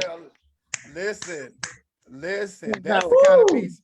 That piece fits so perfectly into this conversation. It's ridiculous. Like that stand your ground, be ready for war, because that's that's what we've been doing. It's like, let me tell you, I realized for 30 plus years of my life living in the city of St. Louis, I have been in complete survival mode. Complete survival mode, because at any given time, being raised in the city of St. Louis, born on the north side of St. Louis, living in North County, north side, west side, south side of St. Louis, at any given time, something can pop off and you have to be ready to fight for your life. That is not fair to us as Black people. So thank you for that piece. If you like Rychuss Wunn piece, make sure you hit that Cash App. If you like Phoenix Bell piece, make sure you hit that Cash App. What you were saying, Greg? What you were saying about that piece? I ain't say nothing about it, but I can say something about it. Yes. It's always I love his work, man. It's because he always put some soul with it. You know what I'm saying? And then he hits you with the lines, and it's just always, it make you feel good, just like to listen to the words. But then it's like he's spitting truth, he's spitting knowledge, and dope piece, man. The type of stuff I like to hear. Yeah. Big compliment from all of y'all for sure, especially you, Greg, too, man. Rychuss got that smooth voice too. He'd be like, yeah. He could go from pro-Black to, hey, listen here, baby girl, summer of 1993, and you and me. Listen, your wife on here like, that's my king. Shout out to Amina. That's my king. For sure. She clapping you up. She up in the living room, listen like, that's my baby. That's him. That's him back there. That's how he got me, girl. It was 2013. Real talk about probably. Yeah. Thank you. Thanks for that piece, brother. We appreciate it. Now I'm gonna go to this question, and I'm gonna have two more questions. Then we're gonna do a round robin, and then we're gonna close the show out. let's see. So how can the poets of this time, this moment, because we are in unprecedented history right now. It will be before COVID and after COVID from here on, just like it was before 9/11 and after 9/11, before the civil rights movement, after the civil rights movement, before the Holocaust, before slavery. How can we as poets, because I say this in every room, we are the thermostats in every room. We are the only group of people who can walk into music, we can walk into comedy spots, we can walk into poetry, we can walk into churches, we can go anywhere and do what we do. So as that, we have a responsibility to reflect the times or project the future. So how is it that we as poets, how can we play a role in society and what's going on right now? And I'm going to start with, who haven't I started with first as of yet? Everybody looking like a deer in the headlights. I think all of us went first. All right, so I'm gonna go with you, Portia. Thanks for speaking up. What was the question? What is something that we can do as poets to help with what's going on in society today? Write the story. I think that we all have a certain point of view of what's happening and have our own story to tell. And sometimes your story is someone else's story. They just can't put it into words. So I think that as poets, it's our job to be the storyteller, to tell the story in its entirety and its truth. You know? Yes, that's a great answer. What about you, Greg? I think that's just, you know, I'm not to piggyback a portion, but I think that's true. I think Mir Baraka in one of his interviews is like, yo, poets, we should always be at the forefront of social change, social justice, just be in the forefront and speak about what's happening. Some people may agree, some people may disagree. I know I was telling the slam team last year, I was like, yo, as artists, you know, as poets and artists, like, how do we change the poet narrative and with our work? You know what I'm saying? Like, are we just gonna continue to go to open mics and continue to do these shows? What's the real impact that we can have with our work?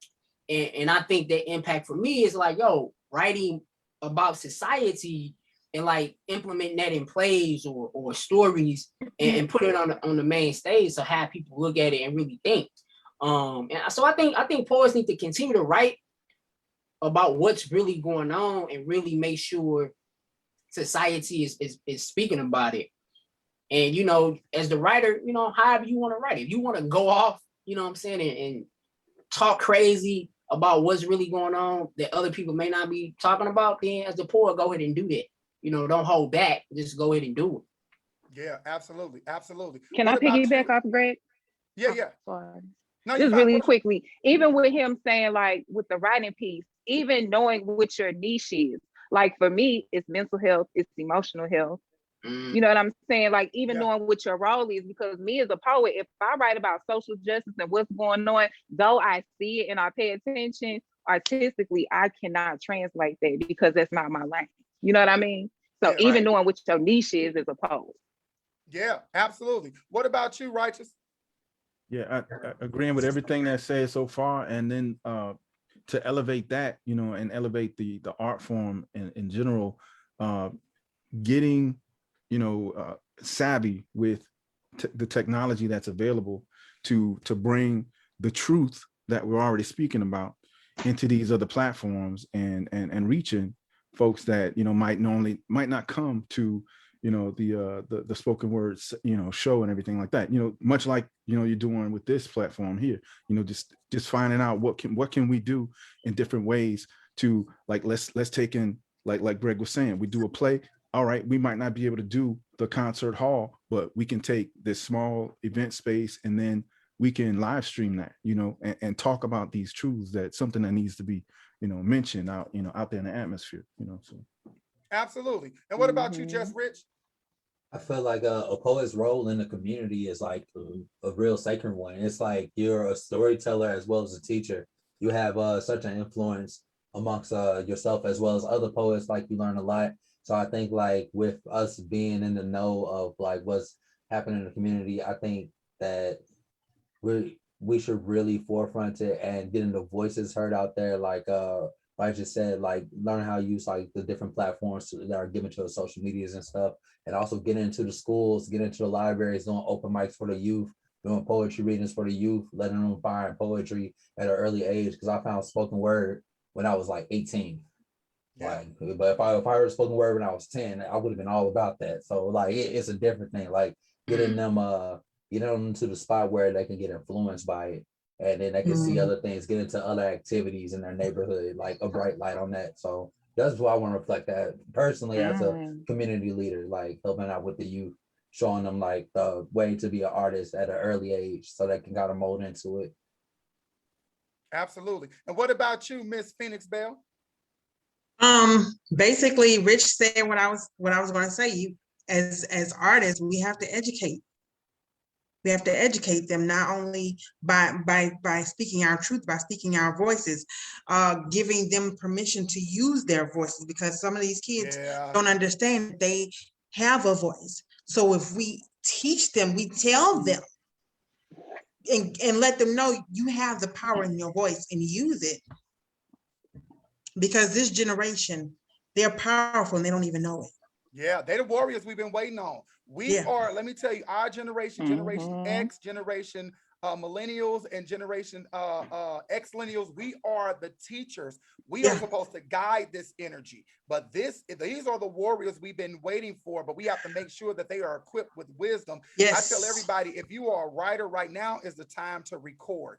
We have to make sure we document what's going on, because Black people have too many times, too often been swept out of history because we never got to tell our story. So we need to document. Artists' jobs is to tell about the past, present the present, and project the future. That's what we're here for. So we have to make sure that our stories, our niches, our lives make it to our great grandchildren, and they know about that. It was people here fighting. One of the most trite statements I hear a bunch of woke Christian, Muslim, Moors say is that I'm not my ancestors, I'll beat your ass. No, bruh. You definitely not your ancestors, because your ancestors argue, number one. And number two, there were ancestors who've been fighting back since the beginning of time. Like, don't get it twisted. We never talk about the Haiti Revolution and the Nat Turners and all of the revolutions that were happening in America with Black people trying to get their freedom. So don't think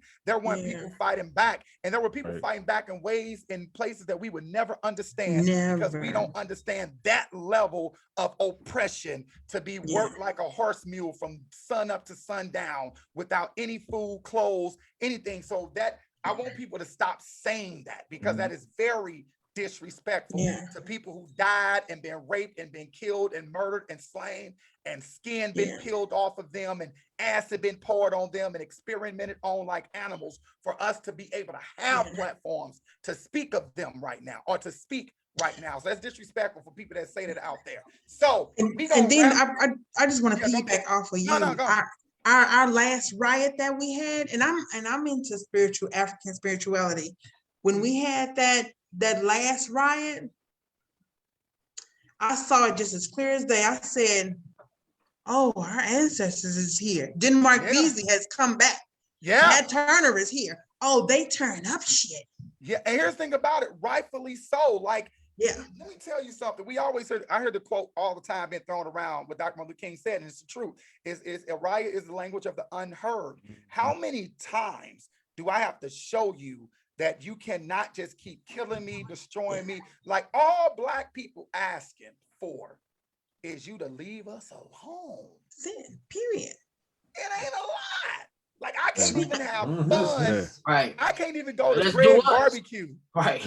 Give me my 40 acres and my mule, then leave me alone. No, give me my reparations. Give me my reparations, then leave me alone. But like, if I'm at Greg's house at a barbecue, don't come knocking on the door, messing with us. Leave us. They hate to see Black people have fun, y'all. We can't even have fun without it being monitored. And what I'm over to, I don't want to make this about this, but I'm just gonna be 100. What I'm over to is that people always trying to correct Black people actions in public. Like, it's your job to tell me what I should and should not be doing. And you don't even work at Walmart, Karen. Like Like, leave me alone. You caught the right Negro. I am not above cursing anybody out. I'm not that level of Christian. I don't even I'll be the bigger person in hell. That's my motto. I'll be the bigger person in hell. I'm not doing it. I go lower than a bow-legged caterpillar. I am low, so I can't stand you. Lower than a pregnant ant. I get low. Don't come at me crazy. So look, we're gonna ask this last question, then we're gonna go into our round robin. What is it, and I'm gonna start with you, Just Rich.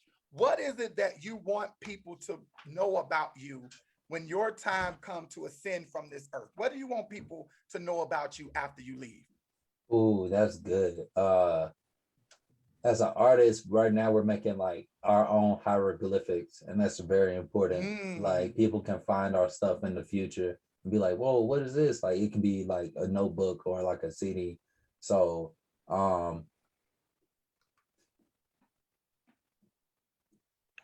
I don't really want them to know that much about me. I just want to leave a bunch of like art, like a bunch of like dope photography, poetry, maybe a good hip hop album or something. Like, just leave my message like right there. Like, they don't have to get into the know. Like, so earlier I mentioned I wanted to like have lunch with Biggie so I can know more about him, because it was kind of like a mystery to actually like life of Notorious B.I.G. and stuff. So it's kind of like that, like you, and like how Greg wanted to link up with Kanye. Like, we don't know the actual Kanye. It's that mystery behind that, why we want to do it. So I just want to leave my art behind for real. Like, I just wanted to inspire. If anything, I want my work to just inspire. Like, absolutely. What about you, Portia? What do I want people to know? That, I don't know, I guess I did my best. I did my best. I told my truth.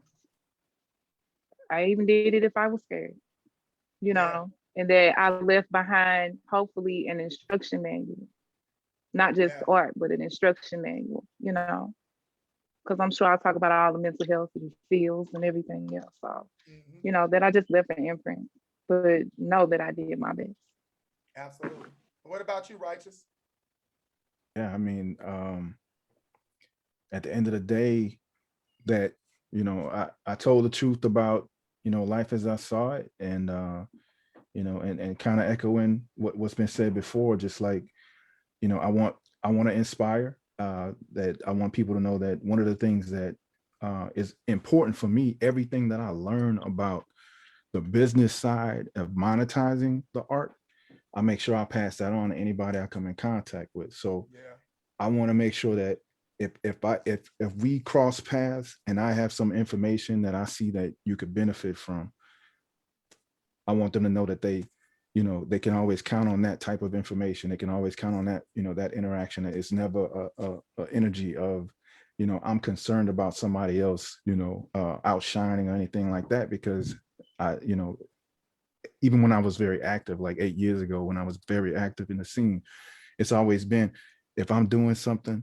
and I see somebody else doing it, but I know they can probably do or represent and do a better job, or they could use that opportunity more than I could, I'll pass that opportunity along, just because, you know, that's just something that, you know, I've been kind of brought up to do. But yeah, I mean, just, you know, I want everybody that has a voice to be able to use it to the fullest, you know, and get to the biggest platform that they can, you know. Absolutely. Reach one, teach one. Absolutely. Exactly. Absolutely. What about you, Phoenix?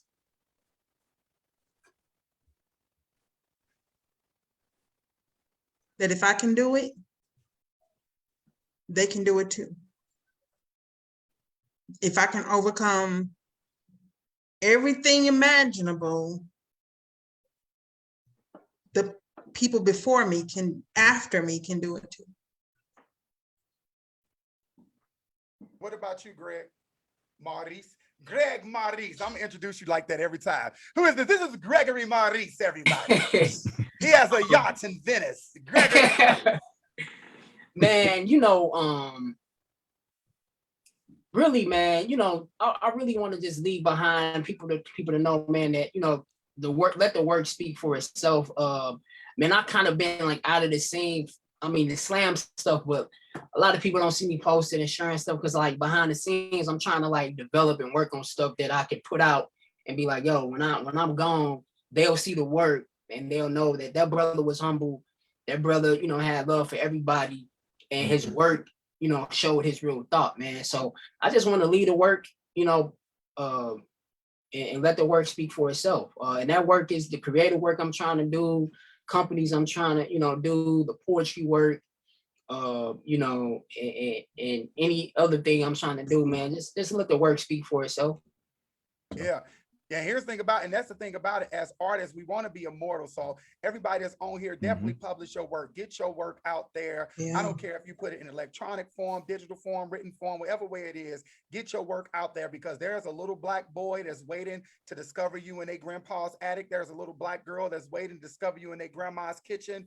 And get your work out there. And we have to do that. And we have to keep telling our stories. We have to keep telling the narrative of who we were at this time, at this moment. Because what we find out, the more you research history, the more you realize it repeats itself. It repeats itself. It's just technology become better, but history repeats itself over and over. So I guess us as humans, we haven't learned the lesson of unconditional love as of yet. All of us haven't gotten it. And I think we're going to keep repeating it until we get it. Until we get it, we're going to keep repeating it. But listen, before we leave, we about to get this round robin going. I want everybody that's on here right now, once again, I posted the YouTube page. You can go and rewatch this episode as well as the other episodes before this. Make sure you click on that. Make sure you subscribe, as well as everybody that's on here. Make sure you hit up their cash apps. Make sure you hit up their cash apps. We really, really appreciate it because we want to make sure that we are supporting our artists right here. And let me tell you something. I just had this conversation with somebody the other day. I could go to New York and listen to the radio. They playing nothing but New York artists. I can go to Atlanta, listen to Atlanta radio station. They playing nothing but Atlanta. LA, nothing but LA. I go to St. Louis. They play everybody but St. Louis. Yeah. We have to change that narrative in St. Louis. We have to support. Regardless, we have to support, because if I lived in New York and I was from New York and I was a local celebrity, anything I drop will go platinum in New York. So imagine if we can go platinum in St. Louis. We don't need the rest of the world. If Rychuss drop an album tomorrow, we make him go platinum. We don't need the rest of the world if everybody in St. Louis supporting Rychuss. Am I making any sense? So we just got to get there. So what we about to do, we about to do this round robin. I love when people think that I make them go first. I always make them go last in the round robin. So Gregory Maurice, you will be going last in the round robin, sir. So you can get that off your plate. Who's going to go first? Rychuss is going to go first. After Rychuss, it's going to be Just Rich. After Rychuss is going to be Porschea. After Porschea is Just Rich. After Just Rich is Phoenix. And after Phoenix is Gregory Maurice. All right. So we about to do the round robin. Tell them why you wrote the poem. Hit that hot shit. If y'all love what y'all hearing, make sure you hit those cash apps. We are available for all parties, bar mitzvahs, everything. So everybody tune in, put your ear to the speaker right now, because we about to do this round robin. Let's go. So this right here is something I wrote a while ago. I used to perform a lot in the scene that I recently made a song adaptation to called Ghetto Lullaby. And all right. So, and that'll be available on the 16th, video and streaming and all that stuff. So it's going down here. Yeah. So if you ain't from around here, you bet not ever come around here. You can be lost and never found here. They don't like cats from out of town here. Yeah. There ain't no busters, ain't no clowns here. Yeah. It ain't as easy as it sounds here. We got the baddest pound for pound here. I'm talking about them streets, eh, eh, eh, hey. Them ghetto streets, eh, eh, eh, hey. I'm talking about them streets, eh, eh, eh, hey. Them ghetto streets, eh, eh, eh, eh. I heard a grown man say he remembers when the city was great. Kids went in early, now they stay out late. Used to listen to their elders, now they can't relate. Used to learn life lessons, now it's similar fates, and they going all out, no limits or breaks. So we gotta reach them now, no minute to waste. Concepts of faith getting hard to embrace. Got them feeling like God must have made a mistake. Go ahead and try to debate. They ain't trying to wait. They ain't just gambling with life. They out here raising the stakes. Too many dying today. Too many crying at wakes. How we gonna tell them spread love when they surrounded by hate? Nobody trying to pray. Spirits flying away. Seen some of everything. It ain't no scaring them straight. Nobody trying to pray. They spirits flying away. Seen some of everything. This is the ghetto lullaby. And I can't sleep, no. So don't you sleep, no. This is the ghetto lullaby. Yeah, I'm talking about them streets. I heard a young boy say he got a pocket full of rocks and stones. If you don't turn them into paper, he cannot go home. Cemetery down the block got plots of bones of kids 12 years old trying to act full grown. And what's worse is they don't ever act alone. Got a whole goon squad ready to crack some bones in the path they own. Never lead them back to home. They in the non-stop action danger zone, lost in darkness and can't see the light. Is on, dark and heartless and can't see they right from wrong. So it's nothing to run up in a stranger's home and let loose a shot, rearrange a dome, because these boys got toys, but they made with chrome and no redemption. They singing damnation songs like, it's going down here. Yeah. So if you ain't from around here, you bet not ever come around here. You can be lost and never found here. They don't like cats from out of town here. There ain't no busters, ain't no clowns here. It ain't as easy as it sounds here. We got the baddest pound for pound here. I'm talking about them streets. Yeah, you know I love that piece. Yeah, bro. yeah. That's one of my favorites right there. Hey, yo, shout out to Mocha Latte that's in the building. She say, I love that piece. You know, that was our piece. And I love when you and Bruce Franks teamed up and y'all made that an anthem. Listen, and that mug jumped out like, it's going down. Yeah, listen. Shout out to Bruce Franks. Oh, Dad, I love that you put that, y'all did that collab, because I still rocks that song. That's my cut. I appreciate that, because that helped, you know, like you said, that took spoken word and put it into the hip hop arena in St. Louis. So that was and let's just be honest and clear, you know? That hook came from Rychuss. You hear me? Sure. When he was AD, but we ain't gonna talk about that.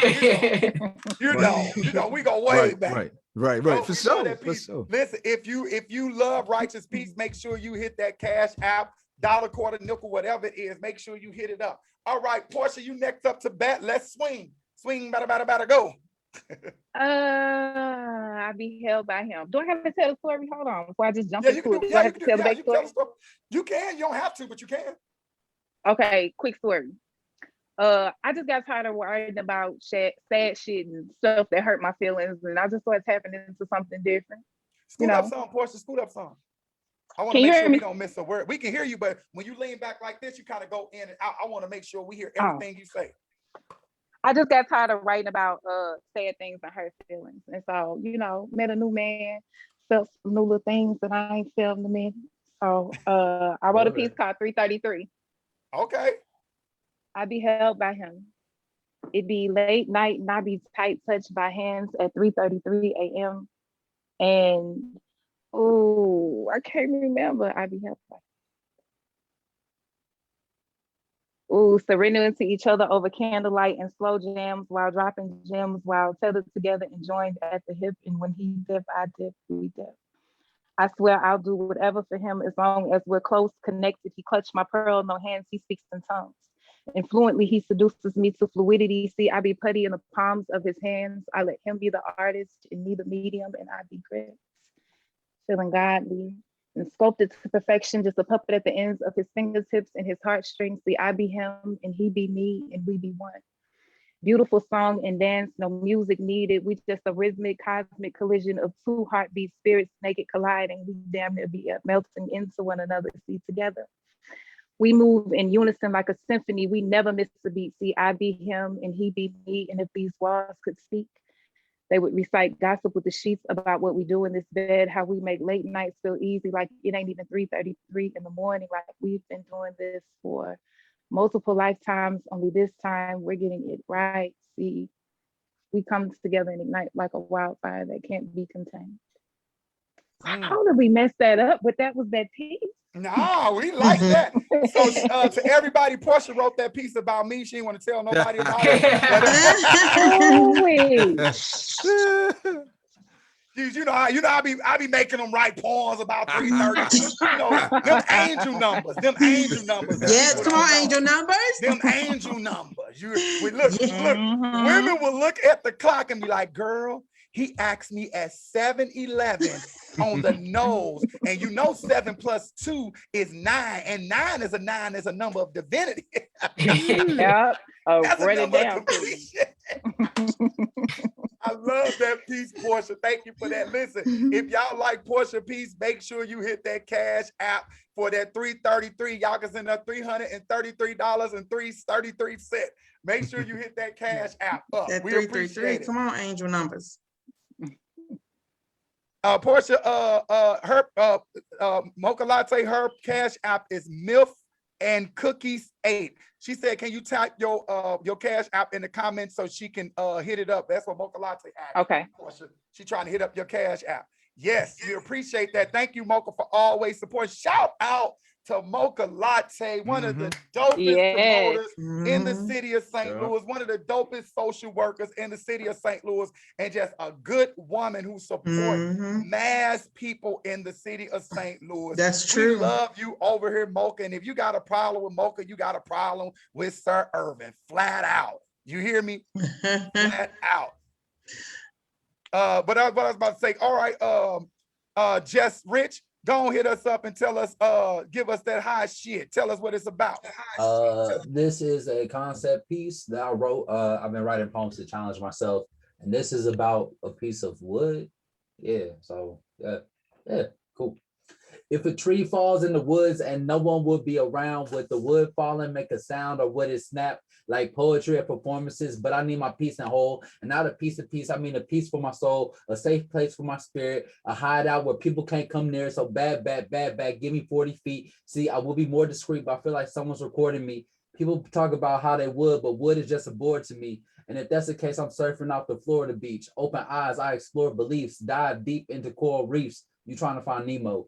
You trying to find your type like a keystroke. You say you know follower, but you never take lead though. My thoughts be revoked. Black card can't get green cards, but I need my med card until we become legal so people can free smoke that tree. Fruit falls on the fence, Mr. Feeney. I don't rap or do poetry. This is spoken word graffiti. I don't take the naysay or do the nay or the needy. If there is a problem, come and see me. Rub me the wrong way and you won't see a genie because I wish a nigga would. And as I said before, wood is just a word to me. Like morning wood standing next to a Georgia peach, that's hard. Best way to describe these bars, but my hair is the only thing that's locked up. What's on my mind is more than what I thought of. I've been trying to sit back and wait and see what God does. And if it's God's will, then you know God would. And once again, wood is just a board to me. Take all these boards and you could build floors, you see, but don't get stepped on. Pallet on the floor, don't get slept on. Squeaky floorboards, don't get crept on.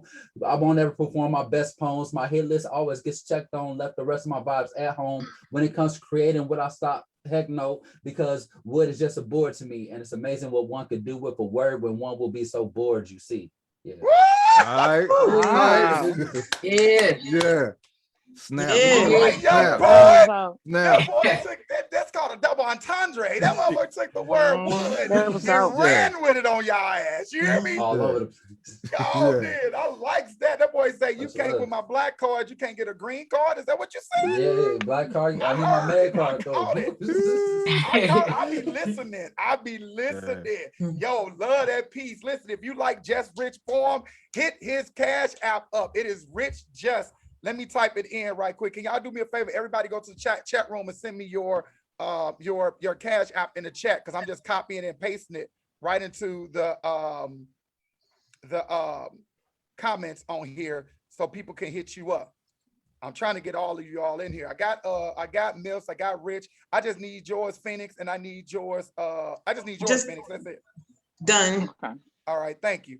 Thank you for that piece, Rich. Once again, if you all like Rich, hit them Cash Apps. If you can't see them, I'm putting them in the comments right now, so you all will be able to hit that up. Shout out to the hitman that's been holding in with us, Righteous Mama. Thank you for staying in.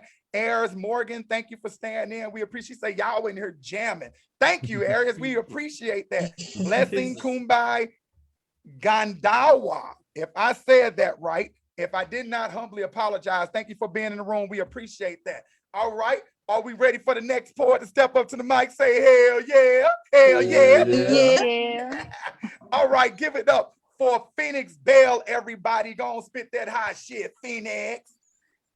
Well, this is not necessarily a poem. It's an opening monologue to my production, Respect My Shoes. All right. All right. Depression, love, happiness, peace, understanding, self-confidence. He said he loved me. Freedom. Girl, you are so ugly. I was 11. I was 17. I was 5. Girl, I was 21 years old. Times 2. And it changed my life, forced me into a sense of brokenness that never truly existed. I was always whole. I was born this way. I was always loved. I was born this way. I was always free. I was born this way. The chain of oppression has been released with no further communication with current information that demands solidarity among women, young and old, birth and rebirth. And I am who I say I am. We are queens, wonderfully, fiercely, phenomenally me. I walked this road again and put it under my feet. I looked at him again and he was under my feet. They told me I could live again and it's under my feet. They told me I could heal and it's under my feet. I can feel again if I put it under my feet. I can breathe again if I put it under my feet. Flats, heels, boots, stilettos. But what about my damn sneakers? Flats, heels, boots, and goddamn stilettos. But it was a pair of Puma sneakers, jogging pants, and duffel bags when I headed straight out the door, promising never to return to his mean, nasty, rude, and arrogant ass. 5, 6, 7, 8 became the count to the rhythm of the beat every time he would hit me. It was like some fast hip-hop number playing back in staggered syncopation. Rewind, play, pausing long enough for him to catch his breath, just to start all over again. And on that morning, it was over some damn green coffee cup. He wanted a certain kind of green to drink from every morning. There were 7 to choose. There were 7 green fucking coffee cups, and he wanted the darker green one. I mean, whose mother took the time to baby this nigga into the obsessive compulsive narcissist of a man? It's not always going to be your way. Oh, he hated to hear that. So I worked real hard to stay quiet from the rhetoric because, you know, but that day it changed for me. The morning he wanted the black one, I denied him his color choice of that day. I'm choosing the red one. It was something about him choosing that black one I didn't trust. My gut moved in a nervous despair because somehow my soul knew this would have been it. That reach would have been my last reach. And I wasn't going out like that. Over a cup? Hell no. So instead of reaching, I chose to run. To take my size 8 sneaker, leaving not even a scuff or a print behind. And I ran for my life. And check this out. What color coffee did I choose that morning? That's right, the red one, because I was mad. I was gonna get him. And so before I left, I assured a parting gift, an old big red cup of joe. And oh, how I poured a fine combination of 5, 6, 7, 8 all over his big whining ass. The best part of waking up is Folgers in your cup. So sneakers for anybody else? Yeah. Yeah. I got to see that monologue live, and I love that monologue because and Christy was in the play, and she did Lightning. Lightning did that. Yep. Shout out to Lightning, a host of Got Lyrics. We always not Got Lyrics. What is Lightning's show name? Hustle and Flow. Mocha Latte's Got Lyrics. Got Lyrics, yeah. But shout out to Lightning for that. We appreciate that. Real talk. We appreciate that. If you like Phoenix Bell's poem, please hit up her Cash App and make sure we're gonna go through. Before I let you all go, we're gonna go through it where everybody can find you and all that stuff too. All right. Let's go, Gregory Maurice. Let's go. You're going to introduce yourself like that now. You're like a super villain. Hello, my name is Gregory Maurice. Oh man, you funny, man. Nah, sorry. So this piece I'm gonna do is not a poem, it's a short story. So Ervin, actually this short story is what I had you read a few years back, because I was thinking about making it a slam piece, and you was like, yo, it's too long. I just was trying to flush out the idea, but I just was like, yo, let me just make it a narrative. This piece is called Homeless True Story. It's too long, so I'm just kind of gonna cut it short, but I finished my shift that night, clocked out, and started what seemed like a hike half a mile to the nearest bus station. I could smell home in the midnight air. Every step reminded me of my bed. The soles of my feet stung as if the streets were paved with thorns, tiptoeing motion, dancing across city bricks. My body lumped half a mile. All I wanted to do was rest. I sat down at the first bench I saw that held 1,000 tired bodies. I rested my feet, placed my hands in my pockets, and I listened to the orchestra of the bus motors. I tuned out the streetcars that passed by, and I waited, closed my eyes from the colors of downtown, and I thought that I had clocked out of work until tomorrow, until I heard a deep, raspy, calm, but direct and eager voice. "Hey, young fella, can you push me across the street to that hotel so I can use the bathroom?" My eyes opened with an attitude. I stared with silence. "The hotel across the street," I said, with a frowning face, calculating the distance it would take the time for us to get back to the bus stop. A homeless man stood in front of me. Skin ashy copper, rough wrinkles etched his face like cracked streaks after winter, his beard gray and dirty, his hands marked with dirt spots. I just wasn't sure when was the last time he washed his hands. I could hear my great uncle say, "Cleanliness is next to godliness. A man should always be clean." I could see he's done more overnight shifts than me. He sat humped in his wheelchair with a St. Louis ball cap that seen better days. He looked different from those Cardinal fans I helped. His shoes unstitched from the soles like a bird's nest loose from a tree. The stare he gave me was filled with hope, but knew it wasn't guaranteed. I wanted to say no at first, but I said, of course. Thinking of what my uncle would say, if a man has two hands, he can do the work. I lifted my feet, clocked back into work. This won't show up on my check as overtime. I took him to the front entrance of the hotel. He told me, "Can you take me to the bathroom entrance?" I did. I waited for him to be done. Every 5 minutes, I lifted my coat sleeve to check my watch. After 15 minutes, he comes out and we head to the lobby thinking we were going to leave. But he's, "Hey, young fella, can you take me to the bar to get a cup of coffee?" Embarrassment crawls on my face, pushing this homeless man around the legs of hotel patrons, squeezing between bar stools. I ponder how this bar should be more wheelchair accessible. He asked the bartender, "Can I get a cup of coffee? Black, no cream, 1 sugar cube."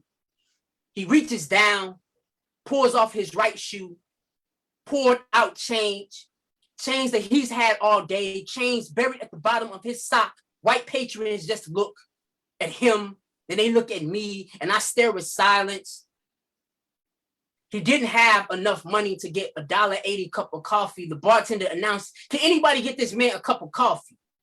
A white man at the bar pitched in $1.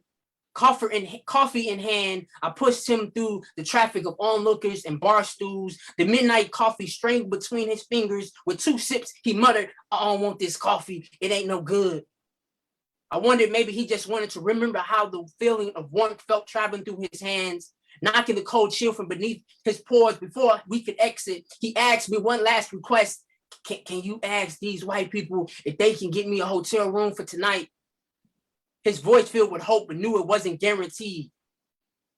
I could hear my father say, "You can't depend on random people to help you."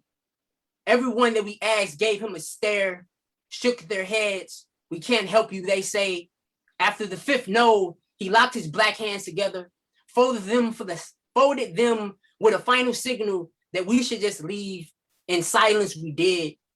Returning to the bus stop, I realized how I didn't help this man. This homeless man, this customer, a Cardinals fan that drifts and dreams about home after he straggles between the streets stained with judgment. How I never asked him, is there anything I can get for you to help you? Would you like a coffee, water, or food? When would you like to pick up some new shoes? What size hotel room do you need for the night? Would you like me to put your money in your bag or in your hand? Is everything okay? I never asked him what his name was. I just remember a man that reflected the struggles, but was determined to show strength. His encounter showed me that every man isn't always what he was, that even though he was homeless, you can still see him striving for independence. He showed more courage in his heart for asking for assistance than even most people, even though people told him he should just, even though people told him no, he still showed persistence to ask again. I never saw shame on a face, just pride. I respected his efforts for him to be vulnerable and not to worry about people telling him no, looking down on him. What I learned that night as a man, it's okay to be broken. It's okay to sometimes be homeless. That was a story right there. Yeah. That's you know something is dope when you can hear it and visualize. Right. Yeah, that's a story right there. I was in it. And now y'all see why I said no, that is not a slam piece. That's a short story, sir. He was trying to use that as a slam piece. You gonna try to put me out there talking I said it was too low. Yeah, that's way longer than 3 minutes for a slam piece. Dope piece though. Definitely amazing dope. piece. It's one of them situations to where we have to do better by our unhoused. It's simple as that. Like people that are unhoused and out here in the street, everybody don't have a mental instability. Like you said, people are not always what they was, like what they were. That's a real statement, Greg. Thank you for that piece, because that's a real statement. And I need you to read that more often, particularly in front of people who are well-to-do, to make them realize that, you know, I come to you as a beggar and you turn me away. I came to you as a beggar and you turn me away. If you all love that piece, make sure you hit Gregory Maurice Cash Out. We appreciate that. We want to do that. This is the part where I come, I do the last poem of the show because it's Sir Sunday Spittas. And I close the show out. When we done with this, we're going to find people where they can find you, how they can get in contact with you, all of your contact information. And the piece that's on my heart to do today is I want to be free someday, because we've been talking about that. And I want to just get to, are we free or not? So I just want to do, I want to be free someday, and then we'll be up out of here. Love it. I want to be free someday, yes, Lord. I need to be free someday, yes, Lord. I want to be free someday, yes, Lord. I want to understand the concept of my hands being blown in the wind, screaming, I am free, yes, Lord. I want my hair to develop pockets of peace in the atmosphere. Develop pockets of peace in the atmosphere. Yes, Lord. I want to jot down my fears so I can face them every day, so I can approach them every day, so I can write about them every day. Yes, Lord. I want to be free someday. I need to be free someday. I want to be free someday. I want to just stop bullshitting myself and tell this world that you can go to hell in a handbasket made of gasoline piss. Because in this fist, I would dismiss all of your thoughts of power, all of your thoughts of negativity, and all your thoughts of creativity. You see, that power that you've been keeping my people binded with for so many years has been leaked to my body's first spirit, and I am no longer weak. I am standing on ignorance with a fistful of love in my right hand, and I'm shooting daggers of revolution with my left hand, and I'm yelling, no power without prosperity, no power without prosperity. They think you haven't any power when you don't have prosperity. I'm staring at conformity's neck, and I'm telling it to kiss my black ass, because everything they did has already been done. And we know all the tricks of politicians, and they steady lying, but they not giving us no funds. Said everything they did has already been done. And we know all the tricks of politicians, and they steady lying, but they not giving my hood no funds. So we're stuck. We're stuck in a system that's formed against us. We'll potentially obeying laws that were made to prosecute us. And we've been fucked up for so long that we forgot about us. Don't even know how to be black anymore. Like, you can go to a college named Dumb Nigga Industries to show you how to become a dumb nigga in the streets and get your degree in dumb nigga ignorancy. And yeah, I said it, because we as black people have been thirsting for dumb niggas for so long that they think that's what the black male is supposed to be. I said we as black people have been thirsting for dumb niggas for so long that they think that's what the black male is supposed to be. And boys are steady confining us and bullshit traffic tickets we made from the streets, and things have become so deep that we disrespect the children who respect us. Our children are out here dying from holes that substance should fill. I said our children are out here dying from holes that substance should fill. And they said he's selling their soul to the devil just for mediocre thrills. And he's patting them on the head like them good nigga slave bills. And then they target my soul with maliciousness when it was your government. Those cannibalistic carnivores who kicked through my grandfather's shack doors and snatched me. So you know what? Fuck you and everything that you dream of. And I hope that karma comes back in the divine nine and stop teaching your bullshit history and teach mine and teach the truth. And maybe I will be that one Negro with the thought of revolution. And we can prosecute those people who ever believed in Darwin's theory of evolution, because that is full of it. And I am tired of it. So keep your lies, keep your deceit. Just show me some goddamn receipts, because my reparations are long overdue. And this nigga right here needs a new house and a new pair of shoes. I said, keep your lies, keep your deceit. Just show me some goddamn receipts, because my reparations are long overdue. And this nigga right here needs a new house and a new pair of shoes, because I just want to be free someday. I just want to be free someday. And our children are steady running through white lines and going under white lines and surrounded in white lines, and the innocent, lifeless bodies are being traced and outlined in streets in white lines. Because I just want to be free someday. I want to just be free someday. I want to be free someday. I want to look in the mirror and see my original self and see this crown that once laid upon my forehead. I just want to be free someday. I just want to be free someday. So God, take these shackles off my legs so I can dance, Lord. Take these shackles off my hands so I can dance, Lord. Take these shackles off my back so I can dance, Lord. Take these shackles off my eyes so I can speak, Lord. Take these shackles off my tongue so I can speak, Lord. Dumb, nigga, stupid, retarded, thug, monkey, monster. All of these things they have called you, and you keep answering to. I got one question for you. Are you free? That's that piece, everybody. Yeah. Yo, so yo, man, always. When you and that Greg gotta teach me how to do that heartbeat thing. You gotta teach me how to do that heartbeat thing. I need to learn how to do that. That's a workshop right there. Right. How to do a heartbeat.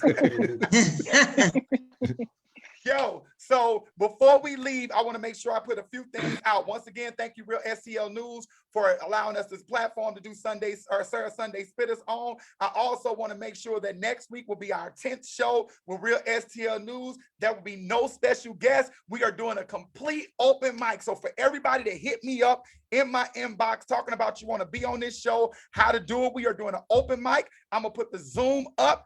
I'm taking the first 20 poets. You get one piece to mess them up, and we straight doing an open mic via Zoom. So the first 20 are the ones who get on. I'm saying it now. The first 20 are the ones who get on. Now, say if it's only 10 people that show up to the Zoom, then 10 people get to do 2 poems. You feel what I'm saying? All right. So before we leave, I'm just going to go to my right, to my left. I want to know where we can find you, where your name, once again, everybody's Cash App is up. What are you doing? Where people can find you on all social media. We're going to start with you, Rychuss Wunn. Where can they find you, sir? Basically, how you see it right there, Rychuss Wunn, one iteration or the other, either with the one behind it or the W-U-N.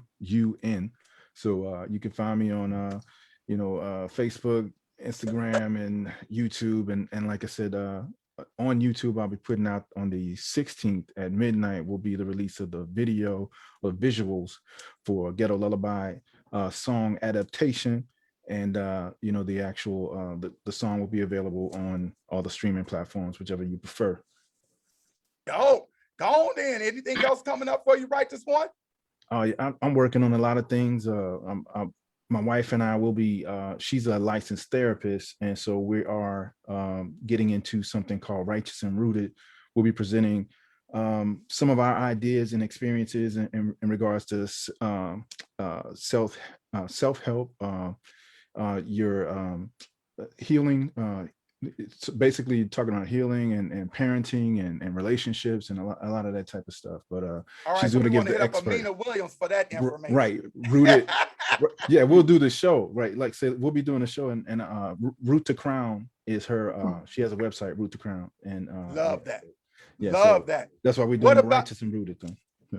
Love that. Thank you so much. I appreciate it. What about you, Porschea? Where can we find you? Where can we fit your products? We want to buy stuff from you. Where can they get in contact with you, Porschea? Mostly here on Facebook under Porschea Kilbourne. Porschea is Porschea.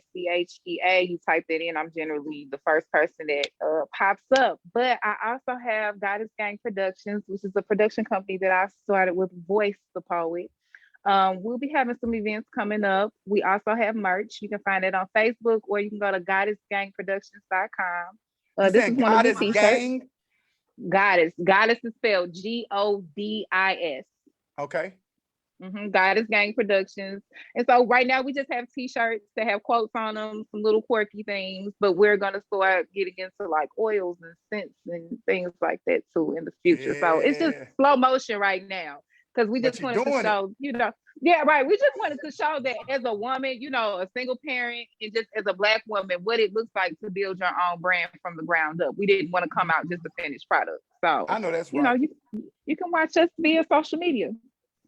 We appreciate that, Porschea. Well, we definitely gonna be looking out for you. What about you, Rich? Where can they find you at? You could catch me at Lyrical Therapy next Saturday. If not, just hit me up for where is Lyrical Therapy? It's at Ervin Arts, 2600 North 14th Street, Old North St. Louis. I don't know what y'all kind of old, so I don't know what was around there. Oh no, you didn't know. No, I didn't know because I'm just saying. Y'all talk about like remembering Tupac died. I was like, I was 5 in '96, so I was just like. But that's fair. Thank you. I was like, hold on, I'm kind of lost, but y'all did teach me a lot though. I got a good little list of people to listen: Taylor the Poet, Abyss, Sonny Patterson, Shelly Keats, Nina Simone. So thank you. Oh, you about to fall in love, especially with Nina. You about to fall in love, bro. Yes. And where else can we find you, disrespectful young person? You can look me up on the Just Rich page on Facebook or on Instagram. It's a bunch of hip hop music, or if not, you can look up Snap Travel Locks. I do photography as well as do daily haikus with photography. So haiku poetry is another thing I'm placing a hole in. So yeah, you can check those out. That's Snap Travel Locks. Love that. What about you, Gregory Maurice? Gregory Maurice Words on IG. Facebook is Greg Harris. You can catch me on those 2 platforms. With the poetry stuff, I'm the Slam Masters. Started last year. The Slam Master, me and Sahara. So I love that. The St. Louis Poetry Slam. You can find it on IG. Slam season has not started back up yet. The Slam team is competing in June. We'll be doing the virtual team will be at Ervin Arts competing with that. So definitely look for some more stuff. My company, GC Studios, if anybody looking for branding experts, creative writers, me and my brother started the company, GC Studios. So definitely hit me up on those, on anything dealing with business with that. And got more content coming soon, man. So just stay tuned. Follow me and stay tuned. Yeah.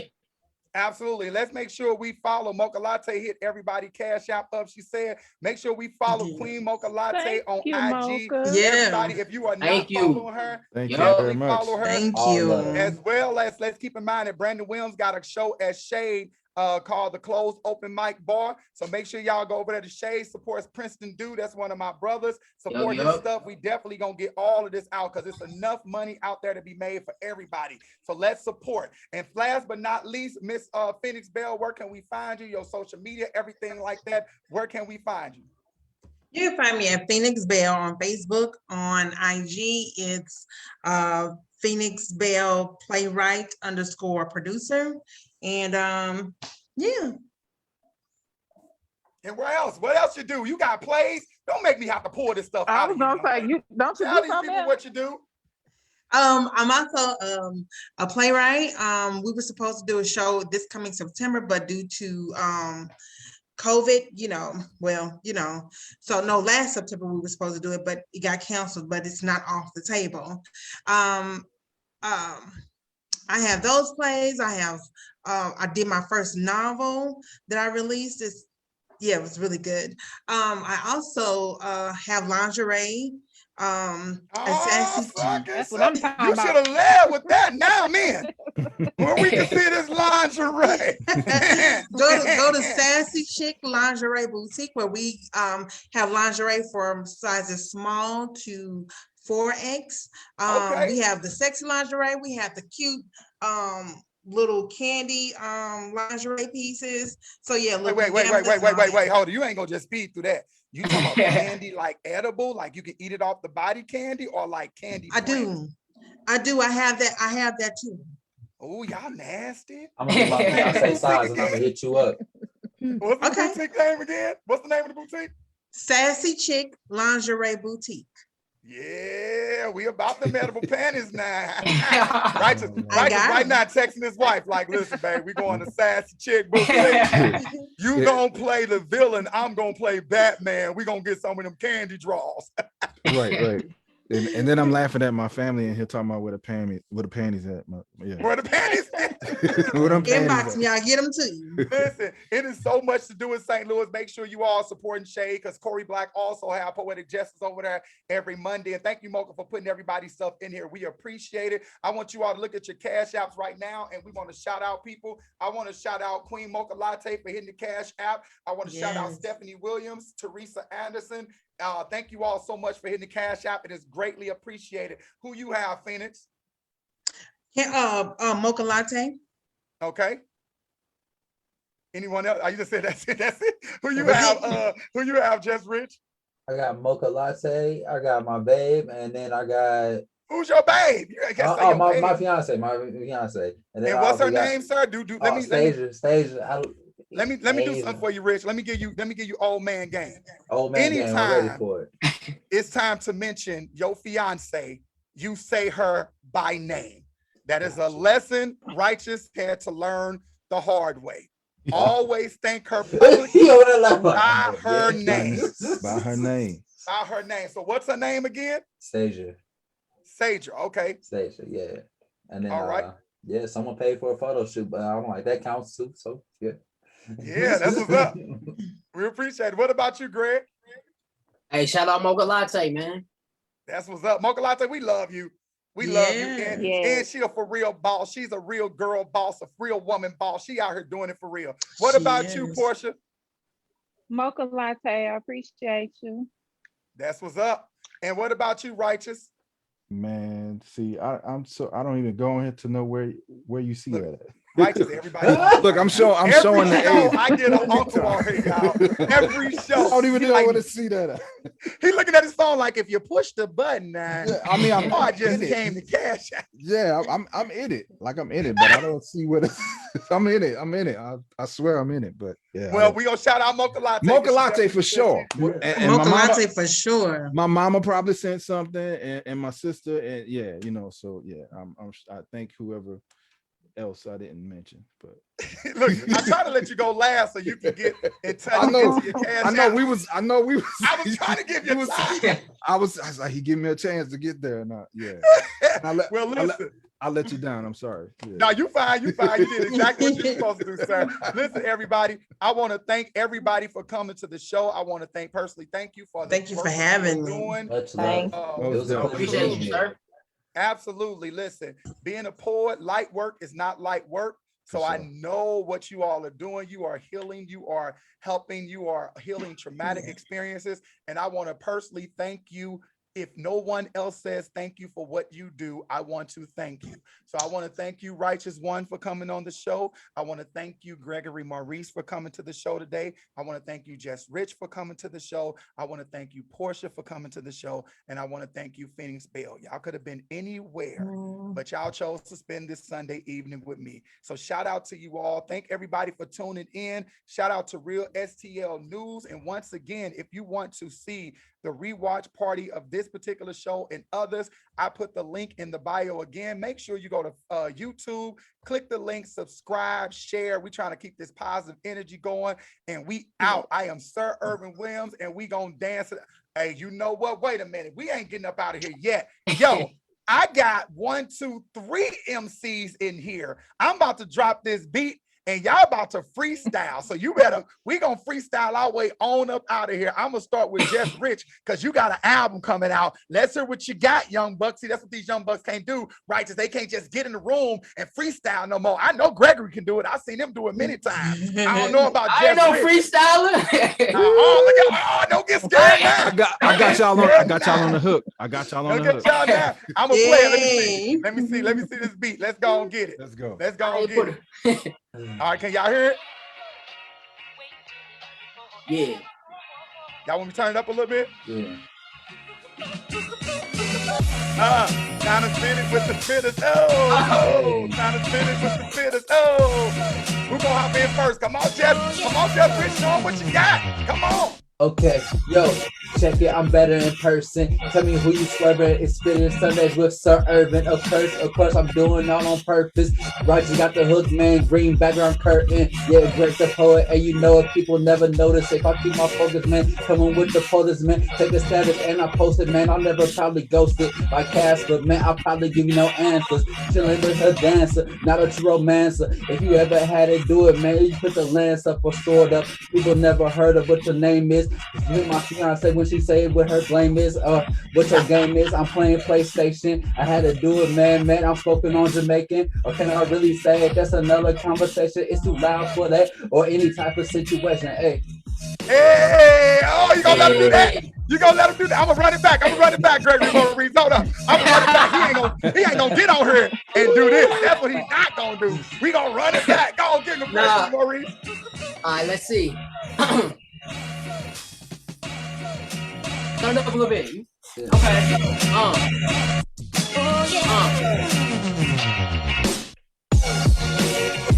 Born in 89, but it feels like 65. X mark the spot.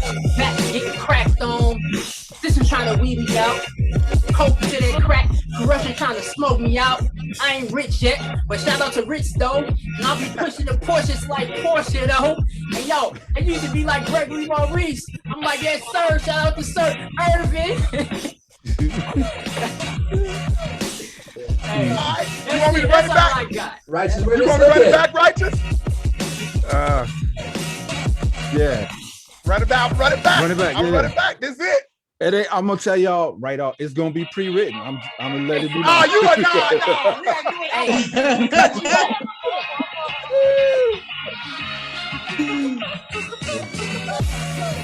Yeah. Testify.